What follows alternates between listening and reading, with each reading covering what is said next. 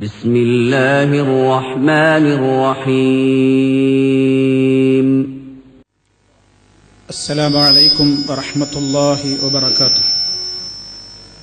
إن الحمد لله نحمده ونستعينه ونستغفره ونعوذ بالله من شرور أنفسنا ومن سيئات أعمالنا. من يهده الله فلا مضل له ومن يضلل فلا هادي له. وأشهد أن لا إله إلا الله وحده لا شريك له. وأشهد أن محمدا عبده ورسوله. اللهم صل على محمد وعلى آل محمد كما صليت على إبراهيم وعلى آل إبراهيم إنك حميد مجيد. يا أيها الذين آمنوا اتقوا الله حق تقاته ولا تموتن إلا وأنتم مسلمون. أما بعد فإن خير الكلام كلام الله وخير الهدي هدي محمد صلى الله عليه وسلم وشر الأمور محدثاتها وكل محدثة بدعة وكل بدعة ضلالة. أعوذ بالله من الشيطان الرجيم. يا أيها الذين آمنوا لا تحرموا طيبات ما أحل الله لكم ولا تعتدوا إن الله لا يحب المعتدين.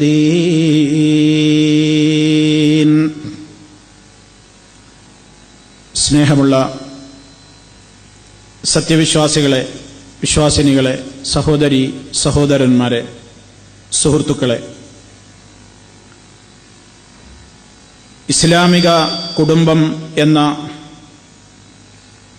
നമ്മുടെ പുതിയ പഠന പരമ്പരയിൽ വിവാഹ ജീവിതത്തെ സംബന്ധിച്ചുള്ള ഇസ്ലാമിൻ്റെ കാഴ്ചപ്പാട് എന്താണ്, അതിനെ സംബന്ധിച്ചായിരുന്നു കഴിഞ്ഞ നമ്മുടെ ക്ലാസ്സിലൂടെ വിശദീകരിക്കപ്പെട്ടത്. വിവാഹ ജീവിതം തഖ്വക്ക് വിരുദ്ധമാണെന്നും അത് മനുഷ്യൻ്റേതായ ആത്മീയതയെ നശിപ്പിച്ചു കളയും എന്നുള്ള ചിന്താഗതിയെ ഇസ്ലാം ഒരിക്കലും അംഗീകരിച്ചിട്ടില്ല എന്നും അതുകൊണ്ട് തന്നെ അതിൻ്റെ കൃത്യമായ പ്രോത്സാഹനങ്ങളും അതിനാവശ്യമായ നിർദ്ദേശങ്ങളും ധാരാളമായി നൽകിയ മതമാണ് അല്ലാഹുവിൻ്റെ ദീനുൽ ഇസ്ലാം എന്ന് കഴിഞ്ഞ നമ്മുടെ അവസരത്തിലൂടെ വിശദീകരിക്കപ്പെടുകയും നാം ഏവരും ഗ്രഹിക്കുകയും ചെയ്തു. മഹാനായ സ്വഹാബി ഉസ്മാൻ ഇബ്നു മദൂൻ റളിയല്ലാഹു തആല അൻഹു ഒരിക്കൽ നബി സല്ലല്ലാഹു അലൈഹി വസല്ലമിനോട് വൈവാഹികമായ ജീവിത രംഗത്ത് നിന്ന് മാറി നിൽക്കുവാനും അതിന് വേണ്ട രൂപത്തിലുള്ള കാര്യങ്ങളിൽ ഏർപ്പെടുവാനും അനുവാദം ചോദിച്ചപ്പോൾ നബി സല്ലല്ലാഹു അലൈഹി വസല്ലമ അങ്ങനെ വിവാഹ ജീവിതത്തോട് വിരക്തി പ്രകടിപ്പിച്ചുകൊണ്ട് മാറി നിൽക്കുന്നത് എതിർക്കുകയും അത് പാടില്ലെന്ന് പറയുകയുമാണ് നബി സല്ലല്ലാഹു അലൈഹി വസല്ലം അതിലൂടെ ചെയ്തത്.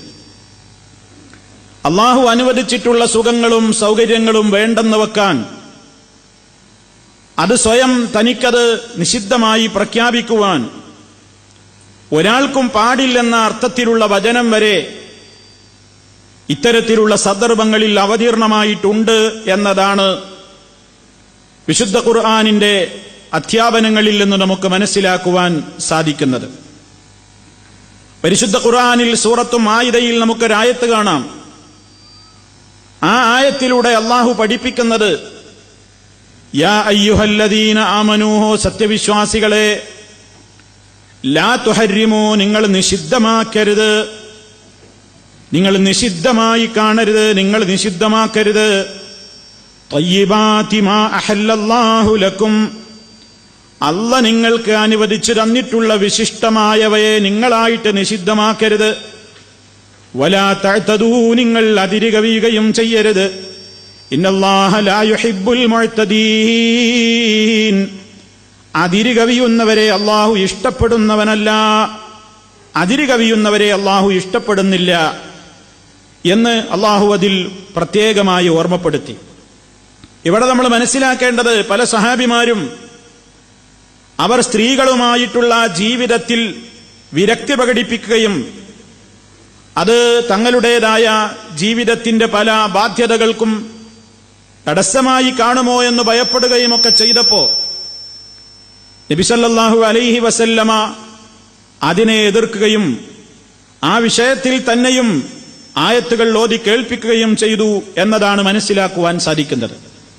അതുകൊണ്ട് തന്നെ കഴിഞ്ഞ ക്ലാസ്സിൽ നമ്മൾ പറഞ്ഞതുപോലെ വിവാഹ ജീവിതം തഖ്വക്ക് വിരുദ്ധമാണെന്ന ചിന്താഗതി, ആ രൂപത്തിൽ ഒരാൾ വിവാഹം കഴിക്കുന്നില്ലെങ്കിൽ അവന്റെ ദീന് പകുതി രക്ഷപ്പെട്ടു എന്ന ചിന്താഗതി, അത് ഇസ്ലാമികമല്ലെന്നും മറിച്ചാണ് ഇസ്ലാം വൈവാഹിക ജീവിതത്തെ പ്രോത്സാഹിപ്പിച്ചിരിക്കുകയാണ് എന്നുമാണ് പ്രമാണങ്ങളിൽ നിന്ന് നമുക്ക് മനസ്സിലാക്കുവാൻ സാധിക്കുന്നത്.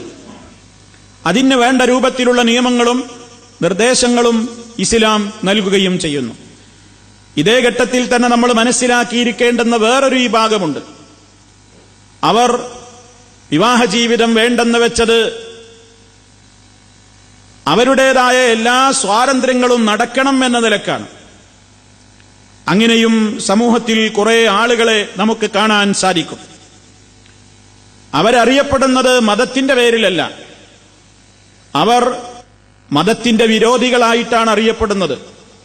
അവരുടെ കാഴ്ചപ്പാടിൽ വിവാഹം എന്ന് പറയുന്നത് ആവശ്യമില്ല എന്നിടത്തോളം വരെ അവർ സമൂഹത്തിൽ പ്രചരിപ്പിച്ചുകൊണ്ടിരിക്കുകയാണ്. എല്ലാ രംഗത്തും സർവതന്ത്ര സ്വാതന്ത്ര്യം കിട്ടണമെന്നും അഴിഞ്ഞാടണമെന്നും ആഗ്രഹിക്കുന്ന, സ്വതന്ത്രമായ സെക്സ് അതല്ലെങ്കിൽ ഫ്രീ സെക്സ് എന്ന് അവകാശപ്പെടുന്ന, ഇവിടെ ആരും ആരുടെയും കീഴിൽ അങ്ങനെ കഴിയേണ്ടവരല്ല എന്ന് സമൂഹത്തെ പഠിപ്പിച്ച് സമൂഹത്തിൽ നിലനിൽക്കുന്ന കൃത്യമായ യഥാർത്ഥത്തിലുള്ള സ്വൈരവും സമാധാനവും കെടുത്തുന്ന നിലക്ക് തന്തമാരില്ലാത്ത പിതാക്കളില്ലാത്ത കുറെ ജാരസന്താനങ്ങളെ ഉൽപ്പാദിപ്പിക്കപ്പെടുന്ന തരത്തിലുള്ള മോശപ്പെട്ട അവസ്ഥയിലേക്ക് സമൂഹത്തെ കൊണ്ടുചെന്നെത്തിക്കുന്ന നിരീശ്വര നിർമ്മത പ്രസ്ഥാനങ്ങളും ആ രൂപത്തിലുള്ള സംഘടനകളുമൊക്കെ നമ്മുടെയൊക്കെ നാടുകളിൽ നമുക്ക് കാണാൻ സാധിക്കും. കമ്മ്യൂണിസം താത്വികമായി പരിശോധിച്ചു നോക്കിയാൽ കമ്മ്യൂണിസത്തിന്റെ അടിസ്ഥാനം അവർ വിവരിക്കുന്ന അവരുടെ ഗ്രന്ഥങ്ങളിൽ തന്നെ അവർ പറയുന്നത് മനുഷ്യരെല്ലാവരും സമന്മാരാണ്. അതുകൊണ്ട് തന്നെ ഒരാളുടെയും കീഴിലുള്ള ഒരു സ്വേച്ഛാധിപതിയായിക്കൊണ്ട് അതല്ലെങ്കിൽ പൊതുസ്വത്തൊന്നും ഒരാളും സ്വന്തമാക്കി വെക്കാൻ പാടില്ല. കമ്മ്യൂണിസത്തിന്റെ സിദ്ധാന്തമാണ്. അരാജകത്വം സൃഷ്ടിക്കുന്ന സിദ്ധാന്തം, സമൂഹത്തിൽ മോശപ്പെട്ട സ്വഭാവത്തിന് പ്രേരിപ്പിക്കുന്ന സിദ്ധാന്തം, വ്യഭിചാരത്തിന് പ്രേരിപ്പിക്കുന്ന സിദ്ധാന്തം, അഴിഞ്ഞാട്ടത്തിന് പ്രോത്സാഹനം നൽകുന്ന അവരുടെ തത്വങ്ങൾ നമ്മൾ മനസ്സിലാക്കണം. അവരുടെ വീക്ഷണമനുസരിച്ച് സ്ത്രീയും സ്വത്തും എന്നൊക്കെ പറയുന്നത് പൊതുമുതലാണ് എന്നാണ്. ആ പൊതുമുതലിൽ ഒരാളായിട്ട് കൈയടക്കി വെക്കാൻ പാടില്ല, അതിൽ എല്ലാവർക്കും അവകാശമുണ്ട് എന്നാണ്.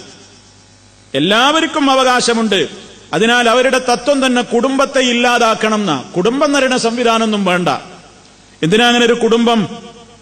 മാത്രല്ല അവർ വളരെ മോശമായി തന്നെ പ്രചരിപ്പിച്ചു. എന്ത്? ഒരു വേശ്യയും ഭാര്യയും തമ്മിൽ വലിയ വ്യത്യാസമൊന്നുമില്ല. ഒരു വേശ്യ, വ്യഭിചാരിണിയായ ഒരു വേശ്യപ്പെണ്ണ്, അവളും ഒരാളുടെ കീഴിലുള്ള ഭാര്യയും തമ്മിൽ ഞങ്ങളുടെ വീക്ഷണത്തിൽ വലിയ കാര്യമായ വ്യത്യാസമൊന്നുമില്ല എന്ന് വരെ അവര് സമൂഹത്തിന്റെ മുമ്പിൽ പ്രചരിപ്പിച്ചു. അവരെഴുതിവിട്ടു, കൂലിവേലക്കാരെ പോലെ ശരീരത്തെ അപ്പപ്പോൾ വിൽപ്പനക്ക് കൊടുക്കുകയല്ല, എന്നേക്കുമായി വിൽക്കുകയാണ് ചെയ്യുന്നത്. വേശ്യയും ഭാര്യയും തമ്മിൽ ഈ ഒരു ഭേദമേയുള്ളൂ. മനസ്സിലാക്കണേ, എത്ര ഗൗരവമുള്ള വാചക. എന്താ ഒരു വേശ്യപ്പെണ്ണും ഒരു ഭാര്യയും തമ്മിലുള്ള വ്യത്യാസം? അവരുടെ വീക്ഷണത്തിൽ ഇത്രയേ ഉള്ളൂ. എന്താണ്? ഒരു വേശ്യ കൂലിവേലക്കാരെ പോലെ ശരീരത്തെ അപ്പപ്പോൾ വിൽപ്പനക്ക് കൊടുക്കുന്നു, ഭാര്യയോ എന്നേക്കുമായി ഒരാൾക്ക് തന്റെ ശരീരത്തെ വിൽക്കുന്നു. ഇത്രേ കമ്മ്യൂണിസത്തിനും മാർക്സത്തിനുമൊക്കെ കുടുംബജീവിതത്തെയും പവിത്രമായ കുടുംബജീവിതത്തെ സംബന്ധിച്ചൊക്കെ അവർക്കത്രയേ കാഴ്ചപ്പാടുള്ളൂ. മൃഗതുല്യമായ ചിന്താഗതി, മൃഗത്തെപ്പോലും നാണിപ്പിക്കുന്ന സിദ്ധാന്തം. ഒരു മൃഗത്തിന് തന്റെ വികാര പൂർത്തീകരണത്തിന്, അതിന് സൃഷ്ടിപ്പിലെയുള്ള അതിന്റെ പ്രകൃതിയുടെ തേട്ടമായ വൈകാരികമായ ശമനത്തിന് ഒരു മൃഗം ആരെ സമീപിക്കണം എന്ന് പ്രത്യേകിച്ച് നിയമങ്ങളൊന്നുമില്ല. സർവതന്ത്ര സ്വാതന്ത്ര്യമാണ് മൃഗങ്ങളുടെ ലോകത്ത്. ആ സ്വാതന്ത്ര്യം ഇവിടെ മനുഷ്യലോകത്തേക്കും വേണമെന്നാണ് കമ്മ്യൂണിസം സിദ്ധാന്തിക്കുന്നത്. മാർക്സിന്റെയും ഏംഗൽസിന്റെയും ഒക്കെ തെരഞ്ഞെടുത്ത കൃതികളിൽ പോലും അതിലേക്ക് വേണ്ട രൂപത്തിലുള്ള വരികളുണ്ടെങ്കിൽ എത്രത്തോളം അപകടത്തിലേക്കാണ് ഈ സമൂഹത്തെ ഫ്രീ സെക്സ് വാദികൾ, സർവതന്ത്ര ലൈംഗിക രംഗത്തുള്ള സ്വാതന്ത്ര്യവാദികൾ കൊണ്ടുചെന്നെത്തിക്കുന്നത് എന്നത് ഗൗരവത്തോടെ നമ്മൾ മനസ്സിലാക്കണം. കമ്മ്യൂണിസവും മാർക്സവും എന്നും അതിന്റെ യഥാർത്ഥ മുഖം സമൂഹത്തിൽ പലപ്പോഴും അറിയപ്പെടാതെ പോവുകയാണ്. മതം എന്നത് മനുഷ്യനെ മയക്കുന്ന കറുപ്പാണെന്ന് സിദ്ധാന്തിക്കുന്ന അവരെ സംബന്ധിച്ചിടത്തോളം ഈ കുടുംബജീവിതത്തിനും അങ്ങനെ ഒരു വിവാഹ ജീവിതത്തിനും അതിനൊന്നൊരു വിലയില്ല, അതിനൊന്നും വലിയൊരു കാര്യമുള്ളതല്ല എന്നാണ് പലപ്പോഴും ആ സിദ്ധാന്തക്കാരാണ് സമൂഹത്തിന്റെ മുമ്പിൽ പ്രചരിപ്പിച്ചത്. നമ്മുടെ ആളുകളൊക്കെ പലപ്പോഴും ഇങ്ങനെ എന്ത് ചവറ് കിട്ടിയാലും പാടിപ്പറയുന്ന ആളുകളാണല്ലോ. പല ആളുകളും ഇങ്ങനെ ചുണ്ടിൽ സിനിമാ ഗാനങ്ങളുമായിട്ടൊക്കെ നടക്കും. പാറി നടക്കും പറവകളൊന്നും വേളി കഴിക്കാറില്ല. കേട്ടതോർക്കുന്നുണ്ടാകും, പലയിടങ്ങളിലും പണ്ട് കേട്ടിരുന്നതാണ്. പാറി നടക്കും പറവകളൊന്നും വേളി കഴിക്കാറില്ല. എന്താണ് പറയുന്നത്? നമുക്കിവിടെ സ്വാതന്ത്ര്യമാണ് വേണ്ടത്. ഇവിടെ പാറി നടക്കുന്ന പറവകളൊക്കെ കല്യാണം കഴിച്ചിട്ടാ അവർക്ക് വേണ്ടുന്നതുമായി ഇണചേരുന്നു, വേണ്ടെന്ന് വെക്കുമ്പോ മാറിപ്പോകുന്നു. ഇത്രയുള്ളൂ. അതുകൊണ്ട് തന്നെ വിവാഹം, കുടുംബം, തൊട്ടിലെന്തിനൊക്കെ ചോദിക്കുന്നുണ്ട് അതിൽ വരിൽ. ഇവിടെ ഞങ്ങൾക്കിവിടെ ഏറ്റവും വലിയ സ്വാതന്ത്ര്യമാണ് വേണ്ടതെന്ന് പാടിപ്പറയുന്ന അരാജകത്വത്തിന്റെ, അശ്ലീലതയുടെ, അധർമ്മത്തിന്റെ, ഏറ്റവും വലിയ വൃത്തികേടിന്റെ സംസ്കാരത്തിലേക്ക് കൊണ്ടുപോകുന്ന ഒരു സമൂഹത്തിന്റെ ചിന്താഗതി അത് ഈ സമൂഹത്തിൽ വളർന്നുകൊണ്ടിരിക്കുന്നുണ്ട്. അവരെ സംബന്ധിച്ചിടത്തോളം കുടുംബജീവിതം എന്നൊക്കെ പറയുന്നത് ഒരു പാടാണ്. വിവാഹം എന്നൊന്നും വേണ്ട, ഇഷ്ടമുള്ളവളുമായി ഇഷ്ടമുള്ള കാലത്തോളം ഒന്നിച്ച് ജീവിക്കുക, ഇഷ്ടമില്ലെങ്കിൽ അതഴിച്ചിടുക. സഖാവ് EMS നമ്പൂതിരിപ്പാട് ശരീഅത്ത് വാദമുണ്ടായ കാലത്തും അതുമായി ബന്ധപ്പെട്ട കാലഘട്ടങ്ങളിലൊക്കെ മാർക്സിസം സിദ്ധാന്തങ്ങളിൽ നിന്ന് അവരൊക്കെ സമൂഹത്തെ പറഞ്ഞു, എന്ത്? അതൊക്കെ ഇഷ്ടമുള്ള ഇണയുടെ കൂടെ ഇഷ്ടമുള്ള കാലത്തോളം കഴിയുക, വേണ്ടെന്ന് വെക്കുമ്പോൾ പിരിയുക, വേണ്ട എന്ന് തോന്നുമ്പോൾ പിരിയുക, അതിലപ്പുറമൊന്നും ഇതിനിത്ര വലിയ പ്രാധാന്യവും ഇതിനൊരു പവിത്രതയുമൊന്നും ഇല്ല എന്ന അടിസ്ഥാനപരമായ സിദ്ധാന്തത്തിലേക്ക് ഈ സമൂഹത്തെ വഴി നടത്തുവാൻ വേണ്ടി പൈശാചിക ശക്തികൾ തെല്ലൊന്നുമല്ല ലോകത്തുടനീളം ശ്രമിച്ചുകൊണ്ടിരിക്കുന്നത്. അവിടെയാണ് ഇസ്ലാമിന്റെ കൃത്യമായ പവിത്രമായ കുടുംബ ജീവിതത്തിന്റെ പ്രസക്തിയും അതിനാവശ്യമായ നിലക്ക് മഹാനായ റസൂലുള്ളാഹി സ്വല്ലല്ലാഹു അലൈഹി വസല്ലം ഈ ലോകത്തോട് പറഞ്ഞ അതിന്റെ കൃത്യമായ അതിർവരമ്പുകളും ചർച്ച ചെയ്യപ്പെടുന്നതിന്റെ പ്രസക്തി ഏറി വർദ്ധിച്ചുകൊണ്ടേയിരിക്കുന്നത്. അതുകൊണ്ട് നമ്മൾ മനസ്സിലാക്കണം, അവരുടെ ചിന്താഗതി കൊണ്ട് സമൂഹത്തിലുണ്ടായത് എന്താണെന്ന്. ഫ്രീ സെക്സ്വാദികളുടെ സിദ്ധാന്തം കൊണ്ട് ലോകത്തുണ്ടായത് എന്താണ്? ഇഷ്ടമുള്ളപ്പോൾ ഇഷ്ടമുള്ളവളെ പ്രാപിക്കുക, ഇഷ്ടമുള്ളവന്റെ കൂടെ കഴിയുക, വേണ്ടെന്ന് തോന്നുമ്പോൾ ഒഴിവാവുക, കുട്ടികളൊന്നും വേണ്ട, എന്തിനാ അതൊക്കെ ഒരു മാറാപ്പാണ്, ബുദ്ധിമുട്ടാണ്, അങ്ങനെ സുഖിച്ച് ജീവിക്കുക, അതിലപ്പുറമൊന്നും വേണ്ട എന്ന് പറയുന്ന സിദ്ധാന്തക്കാർ. അതോടൊപ്പം അതുകൂടി കുറച്ചുകൂടി മുന്നോട്ട് പോയിട്ട് പിശാചവരുടെ മനസ്സിൽ വേറെ ചില സ്വാധീനമുണ്ടാക്കി. പെണ്ണ് തന്നെ വേണമെന്നില്ല, വൈകാരിക പൂർത്തീകരണത്തിന് വേണ്ടി ആണും തമ്മിൽ വിവാഹം നടത്താം, പെണ്ണും തമ്മിൽ വിവാഹം നടത്തുക. സ്വവർഗാനുരാഗികൾ എന്നറിയപ്പെടുന്ന ഈ ഭാഗം ആളുകൾ മഹാനായ ലൂത്ത് നബി അലൈഹിസ്സലാത്തു വസ്സലാമിന്റെ കാലത്ത് ഒരു സമൂഹത്തെ മുഴുവനും കീഴ്മേലടിച്ച് തകർക്കപ്പെട്ട് ഇന്നും ലോകത്ത് ഒരു അടയാളമായിക്കൊണ്ട് സ്വവർഗാനുരാഗികളായ ആളുകൾക്ക് എന്നും കനത്ത താക്കീര് നൽകിക്കൊണ്ട് ഇന്നും ഡെഡ് സീ എന്ന പേരിൽ അറിയപ്പെടുന്ന ചാവുക്കടൽ, ജീവന്റെ ഒരു തുടിപ്പും അതിന്റെ മുകളിലൂടെ പാറാൻ പോലും കഴിയാത്തത്ര വിഷമയമായ രീതിയിലുള്ള കടുത്ത ശിക്ഷകൾ ഇറക്കപ്പെട്ട ഒരു രാജ്യം ഇന്നും ലോകത്ത് അടയാളമായി നിലനിന്നിട്ട് പോലും സ്വർഗഭോഗികളുടെ എണ്ണം രാജ്യത്ത് വർദ്ധിച്ചിട്ടേയുള്ളൂ. അവരെ സംബന്ധിച്ചിടത്തോളം അവർക്ക് പെണ്ണ് തന്നെ വേണമെന്നില്ല. ആണും ആണും തമ്മിലുള്ള വിവാഹം, പെണ്ണും പെണ്ണും തമ്മിലുള്ള വിവാഹം, അത് നിയമവിധേയമായി കിട്ടാൻ വേണ്ടി പോരാട്ടം നടത്തുന്ന സംഘടനകളുണ്ട്. അവർക്ക് മാസികകളുണ്ട്, അവർക്ക് മാഗസിനുകളുണ്ട്. ലക്ഷക്കണക്കിന് വരിക്കാരുള്ള മാഗസിനുകളുണ്ട് ഈ പാർട്ടിക്ക്. ആരാ? സ്വർഗാനുരാഗികൾ. അവർക്ക് വിവാഹം നിയമവിധേയമായി കൊടുക്കുകയാണ് സ്വീഡൻ, സ്വിറ്റ്സർലൻഡ്, അതുപോലെ തന്നെ ബ്രിട്ടൻ, പല രാജ്യങ്ങളും. ആ രൂപത്തിൽ അവർക്ക് സ്വർഗാനുരാഗികൾക്ക് വിവാഹം കഴിക്കാൻ അത് നിയമവിധേയമായി തന്നെ നിയമം കൊണ്ടുവന്നിരിക്കുകയാണ്. നമ്മുടെ ഇന്ത്യ രാജ്യത്ത് വരെ അതിനുവേണ്ടിയുള്ള മുറവിളികൾ കൂട്ടിക്കൊണ്ടിരിക്കുകയാണ്. അങ്ങനെ സ്വന്തം വർഗവുമായിട്ടുള്ള വിവാഹങ്ങൾ, അവകാശങ്ങൾ നേടിയെടുക്കാൻ വേണ്ടി അവരും പോരാട്ടത്തിലാണ്. വിവാഹത്തിന് ഞങ്ങൾക്ക് അനുവാദം തരണം, ഞങ്ങൾ ആണും ഒന്നിച്ച് ജീവിച്ചാൽ, പെണ്ണും പെണ്ണും ജീവിച്ചാൽ നിങ്ങൾക്കെന്താ എന്ന് ചോദിച്ച് പവിത്രമായ ഇസ്ലാം അനുശാസിക്കുന്ന കുടുംബ ബന്ധത്തിന്റെ പവിത്രതയെ പിച്ചിക്കീറുകയും സമൂഹത്തിൽ അരാജകത്വവും അശ്ലീലതയും നിർബാധം സമൂഹത്തിൽ വേരുറപ്പിക്കുവാൻ വേണ്ടി ശ്രമിച്ചുകൊണ്ടിരിക്കുന്ന സർവ്വ ദുശക്തികൾക്കെതിരെയും ബോധവൽക്കരണം നടക്കേണ്ടതുണ്ട്. മഹാനായ നബി സല്ലല്ലാഹു അലൈഹി വസല്ലം ഇസ്ലാമികമായ അധ്യാപനങ്ങളിലൂടെ നിയന്ത്രണം ഏർപ്പെടുത്തിയ കാര്യങ്ങളെ ഈ സമൂഹം കാറ്റിൽ പറത്തിയപ്പോൾ, അഥവാ ഇസ്ലാം പറഞ്ഞില്ലേ, വലാ തഖറബുസ് സിനാ, നിങ്ങൾ വ്യഭിചാരത്തോട് സമീപിക്കരുത്, വ്യഭിചരിക്കരുതെന്ന് പറഞ്ഞതിന്റെ പുറമേ വ്യഭിചാരത്തോട് സമീപിക്കരുതെന്ന് പറയുന്നതിൽ, വ്യഭിചാരം എന്ന് പറയുന്നത് പെട്ടെന്നൊരു നിമിഷം അങ്ങ് സംഭവിക്കുന്നതല്ല. അതിന്റെ മുന്നോടിയായിട്ട് വ്യഭിചാരത്തിലേക്ക് എത്തിക്കുന്ന ഒരുപാട് കവാടങ്ങളുണ്ട്. ആ കവാടങ്ങളെപ്പോലും ഒന്നൊന്നായി നിഷിദ്ധമാക്കിക്കൊണ്ടാണ് ഇസ്ലാം മനുഷ്യനിൽ ധാർമ്മികതയ്ക്ക് വേണ്ട രൂപത്തിലുള്ള അധ്യാപനങ്ങൾ പഠിപ്പിച്ചത്. നോട്ടം നിയന്ത്രിക്കാൻ പറഞ്ഞു, അതുപോലെ തന്നെ വേഷം നിയന്ത്രിക്കാൻ പറഞ്ഞു, അതുപോലെ തന്നെ എല്ലാ കാര്യങ്ങളും വ്യഭിചാരത്തിലേക്ക് എത്തിക്കുന്ന ഓരോ കാര്യങ്ങളോടും നിയന്ത്രണം ഏർപ്പെടുത്തി. ആ രൂപത്തിൽ കടുത്ത നിയന്ത്രണങ്ങൾ ഇസ്ലാം ഏർപ്പെടുത്തിയത് സമൂഹത്തിന്റെ സുരക്ഷിതത്വത്തിന് വേണ്ടിയായിരുന്നു, മാനവ സമൂഹത്തിന്റെ ശുദ്ധീകരണത്തിന് വേണ്ടിയായിരുന്നു, പവിത്രമായ മനുഷ്യജന്മങ്ങൾ ഈ ലോകത്ത് ഉണ്ടാകണം എന്ന നിലക്കായിരുന്നു. അതൊക്കെയും കാറ്റിൽ പറത്തുന്ന സംസ്കാരം വന്നപ്പോൾ ചികിത്സയില്ലാത്ത രോഗങ്ങളല്ലേ പകരമായി റബ്ബ് കൊടുത്തത്. മഹാനായ നബി സല്ലല്ലാഹു അലൈഹി വസല്ലം പറഞ്ഞില്ലേ, ലം തൽഹരിൽ ഫാഹിശതു ഫീ ഖൗമിൻ ഖത്തു ഇല്ലാ ഫശാ ഫീഹിമുത് തഊൻ വൽ ഔജാഉ അല്ലതി മാ മദത് ഫീ അസ്ലാഫിഹിം. അതായത് ഈ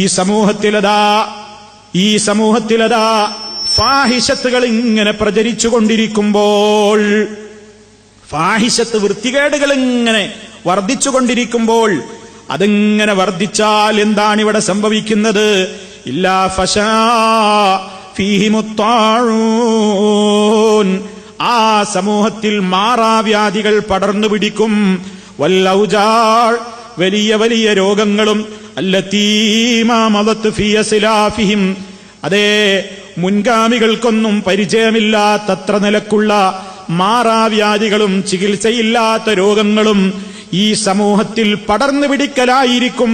അരാജകത്വവാദികളെ, ലോകത്ത് ഇത്തരത്തിലുള്ള അരാജകത്വം പടർന്നാൽ അതിന്റെ പരിണിത ഫലമായി കൊണ്ട് സംഭവിക്കാൻ പോകുന്നത് ഇതായിരിക്കുമെന്ന് നബി സല്ലല്ലാഹു അലൈഹി വസല്ലം എത്രയോ നൂറ്റാണ്ടുകൾക്ക് മുമ്പ് പ്രവചിച്ചില്ലേ? ഇന്നും അതാ എത്രയോ ലൈംഗിക രോഗങ്ങൾ ചികിത്സയില്ല, കാണാൻ പോലും ഭയപ്പെടുകയാണ്, അറപ്പോടെയാണ് നോക്കുന്നത്, ഷെയ്ക്ക് ഹാൻഡ് കൊടുക്കാൻ പോലും ഭയമാണ്. അതേ, അത് പകർന്നേക്കുമോ, പടർന്നു പിടിച്ചേക്കുമോ? അങ്ങനെ ജീവൻ നശിച്ച് ഒന്നുമില്ലാതെയായി ചത്ത് തള്ളപ്പെടുന്ന ഒരു തലമുറക്ക് കാരണമായി തീർന്നത് മനുഷ്യന്റെ ഈ വഴിവിട്ട ജീവിതമാണെങ്കിൽ, മഹാനായ റബ്ബുൽ ആലമീൻ മാനവ സമൂഹത്തിന്റെ സുരക്ഷിതത്വത്തിന് വേണ്ടിയാണ് സകല നിയമങ്ങളും നിശ്ചയിച്ചിട്ടുള്ളത്. അതുകൊണ്ടാണ് വിവാഹ ജീവിതം എന്ന കൃത്യമായ ആ അതിർത്തി നിശ്ചയിച്ചത്. അതിലപ്പുറമുള്ളത് വേണ്ട, അതിലപ്പുറമുള്ളത് നിന്നെ നശിപ്പിക്കും എന്ന കൃത്യമായ നിയമങ്ങളിലേക്ക് ഇസ്ലാം കൊണ്ടുപോയതാണ്. അതുകൊണ്ടല്ലേ പെണ്ണിനോട് വരെ പറഞ്ഞത്, പെണ്ണേ, ആണുങ്ങളുടെ അധമവികാരം വിളക്കിവിടുന്ന നിലക്ക് നീ നിന്റെ ശരീരം പ്രദർശിപ്പിക്കല്ല, നിന്റെ വസ്ത്രം നീ ശരിക്ക് ധരിച്ചോളണം. അതേ, യുദിനീന അലൈഹിന്ന മിൻ ജലാബീബിഹിൻ, അവരവരുടെ പർദ്ദകൾ കൃത്യമായി തന്നെ അവർ മാർവിടത്തിലൂടെ താഴ്ത്തിയിട്ടുകൊള്ളട്ടെ. ഇസ്ലാമിന്റെ നിയമങ്ങൾ എല്ലാം പഠിപ്പിച്ചു. എന്തിനാണെന്നറിയോ? ഇസ്ലാം മനുഷ്യനിൽ ഇവിടെ സമാധാനം ഉണ്ടാക്കുന്നത്. ഇസ്ലാം ഇവിടെ സമൂഹത്തോട് ശാന്തിയാണ് ഉദ്ഘോഷിക്കുന്നത്. അത് കിട്ടാൻ ആവശ്യമായ നിയമങ്ങളാണ് എല്ലാ രംഗത്തും. അതാരുടെയെങ്കിലും സ്വാതന്ത്ര്യത്തിന് വിലങ്ങാണെന്ന് ആർക്കെങ്കിലും തോന്നുന്നുവെങ്കിൽ അവർ വിഡ്ഢികളാണ്. ഏതെങ്കിലും ഒരു പെണ്ണിന് തോന്നാണ്, എന്നെ ഇങ്ങനെ പർദ്ദ ധരിപ്പിച്ച് ഇങ്ങനെ എല്ലാം മറക്കണം എന്ന് പറഞ്ഞിട്ട് എന്റെ സ്വാതന്ത്ര്യത്തെ നശിപ്പിക്കണം തോന്നുന്നുവെങ്കിൽ അള്ളാഹ് പെണ്ണിനോടും പറഞ്ഞിട്ടുണ്ട്, പെണ്ണേ, നീ ദ്രോഹിക്കപ്പെടാതിരിക്കാനും നിന്റെ കുലീനത്വം നിലനിർത്തുവാനും നിന്റെ മാന്യത നിനക്ക് നഷ്ടപ്പെടാതിരിക്കുവാനുമാണ് നിനക്ക് ഈ നിയമങ്ങളെന്ന അർത്ഥത്തിൽ അള്ളാഹു റബ്ബുൽ ആലമീൻ സംസാരിച്ചിട്ടില്ലേ? ഏതേത് നിയമങ്ങളായി ഇവിടെ സമൂഹത്തിന്റെ സുരക്ഷിതത്വത്തിനല്ലാതെ ആളുകളെ ബുദ്ധിമുട്ടിക്കാൻ ഇസ്ലാമിലെ ഏത് നിയമമാവുള്ളത്? യുരീദുല്ലാഹു ബിക്കുമുൽ യുസ്റ വലാ യുരീദു ബിക്കുമുൽ ഉസ്റ. അല്ലാഹ് നിങ്ങൾക്ക് എളുപ്പത്തെയാണ് ഉദ്ദേശിക്കുന്നത്, അവൻ നിങ്ങൾക്ക് ഞെരുക്കത്തെ ഉദ്ദേശിക്കുന്നില്ല.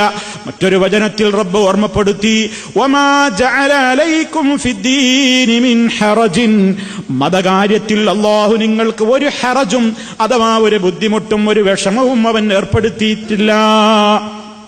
ഇസ്ലാമിന്റെ പവറാണ്. അതാണ് ഇസ്ലാമിന്റെ നിയമങ്ങളൊക്കെ സാർവകാലികമാണ്, എല്ലാ കാലത്തേക്കും ഫിറ്റാണ്, സാർവജനീനമാണ്, സർവ്വജനങ്ങൾക്കും ഉൾക്കൊള്ളാവുന്ന നിയമങ്ങളെ ഇസ്ലാമിലുള്ളൂ എന്ന് പറയുന്നത് ചിലർക്കത് അരോചകമായിട്ട് തോന്നുന്നു, വിഡ്ഢികൾ. പക്ഷേ യഥാർത്ഥത്തിൽ ചിന്തയുള്ള പ്രാഥമിക ബുദ്ധിയെങ്കിലും ഉപയോഗപ്പെടുത്തുന്ന ഒരാൾക്കും പറയാനാവില്ല ഇസ്ലാമിന്റെ ഏതെങ്കിലും ഒരു നിയമം ഇക്കാലഘട്ടത്തിന് യോജിക്കുന്നതല്ലെന്ന് പറയാനാവില്ല. നമ്മുടെ ഈ വിഷയത്തിലൊക്കെ അത്തരത്തിലുള്ള ആരോപണങ്ങൾക്ക് വിധേയമായ പലതും കടന്നു വരാനുള്ളത് കൊണ്ട് ഇപ്പോൾ ഞാൻ അങ്ങോട്ട് പ്രവേശിക്കുന്നില്ല. അവിടെ വെച്ച് നമുക്കത് ഇൻഷാ അല്ലാഹ് പഠിക്കണം, ചർച്ച ചെയ്യണം. അപ്പൊ സുഹൃത്തുക്കളെ, ഇസ്ലാമിന്റെ വീക്ഷണത്തിൽ ഇസ്ലാമിക കുടുംബം, ആ ഇസ്ലാമിക കുടുംബത്തിലേക്കുള്ള പ്രവേശന കവാടമായ വിവാഹം, ആ വിവാഹത്തെ വലിയ ഒരു ധർമ്മമായിട്ട്, വല്ലാത്തൊരു പുണ്യകർമ്മമായിട്ട് ഇസ്ലാം കാണുകയാണ്. അതിനുവേണ്ട പ്രോത്സാഹനങ്ങൾ നൽകിയിരിക്കുകയാണ്. വിവാഹം മുഖേന വെറും ഒരാളുടെ ലൈംഗിക തൃഷ്ണ ശമിപ്പിക്കൽ മാത്രമല്ല ഇസ്ലാം ഉദ്ദേശിച്ചിട്ടുള്ളത്. ലൈംഗികത മാത്രമല്ല ഇസ്ലാം ലക്ഷ്യം വെച്ചത്. ഭദ്രമായ ഒരു കുടുംബ വ്യവസ്ഥ ലോകത്തുണ്ടാകണം.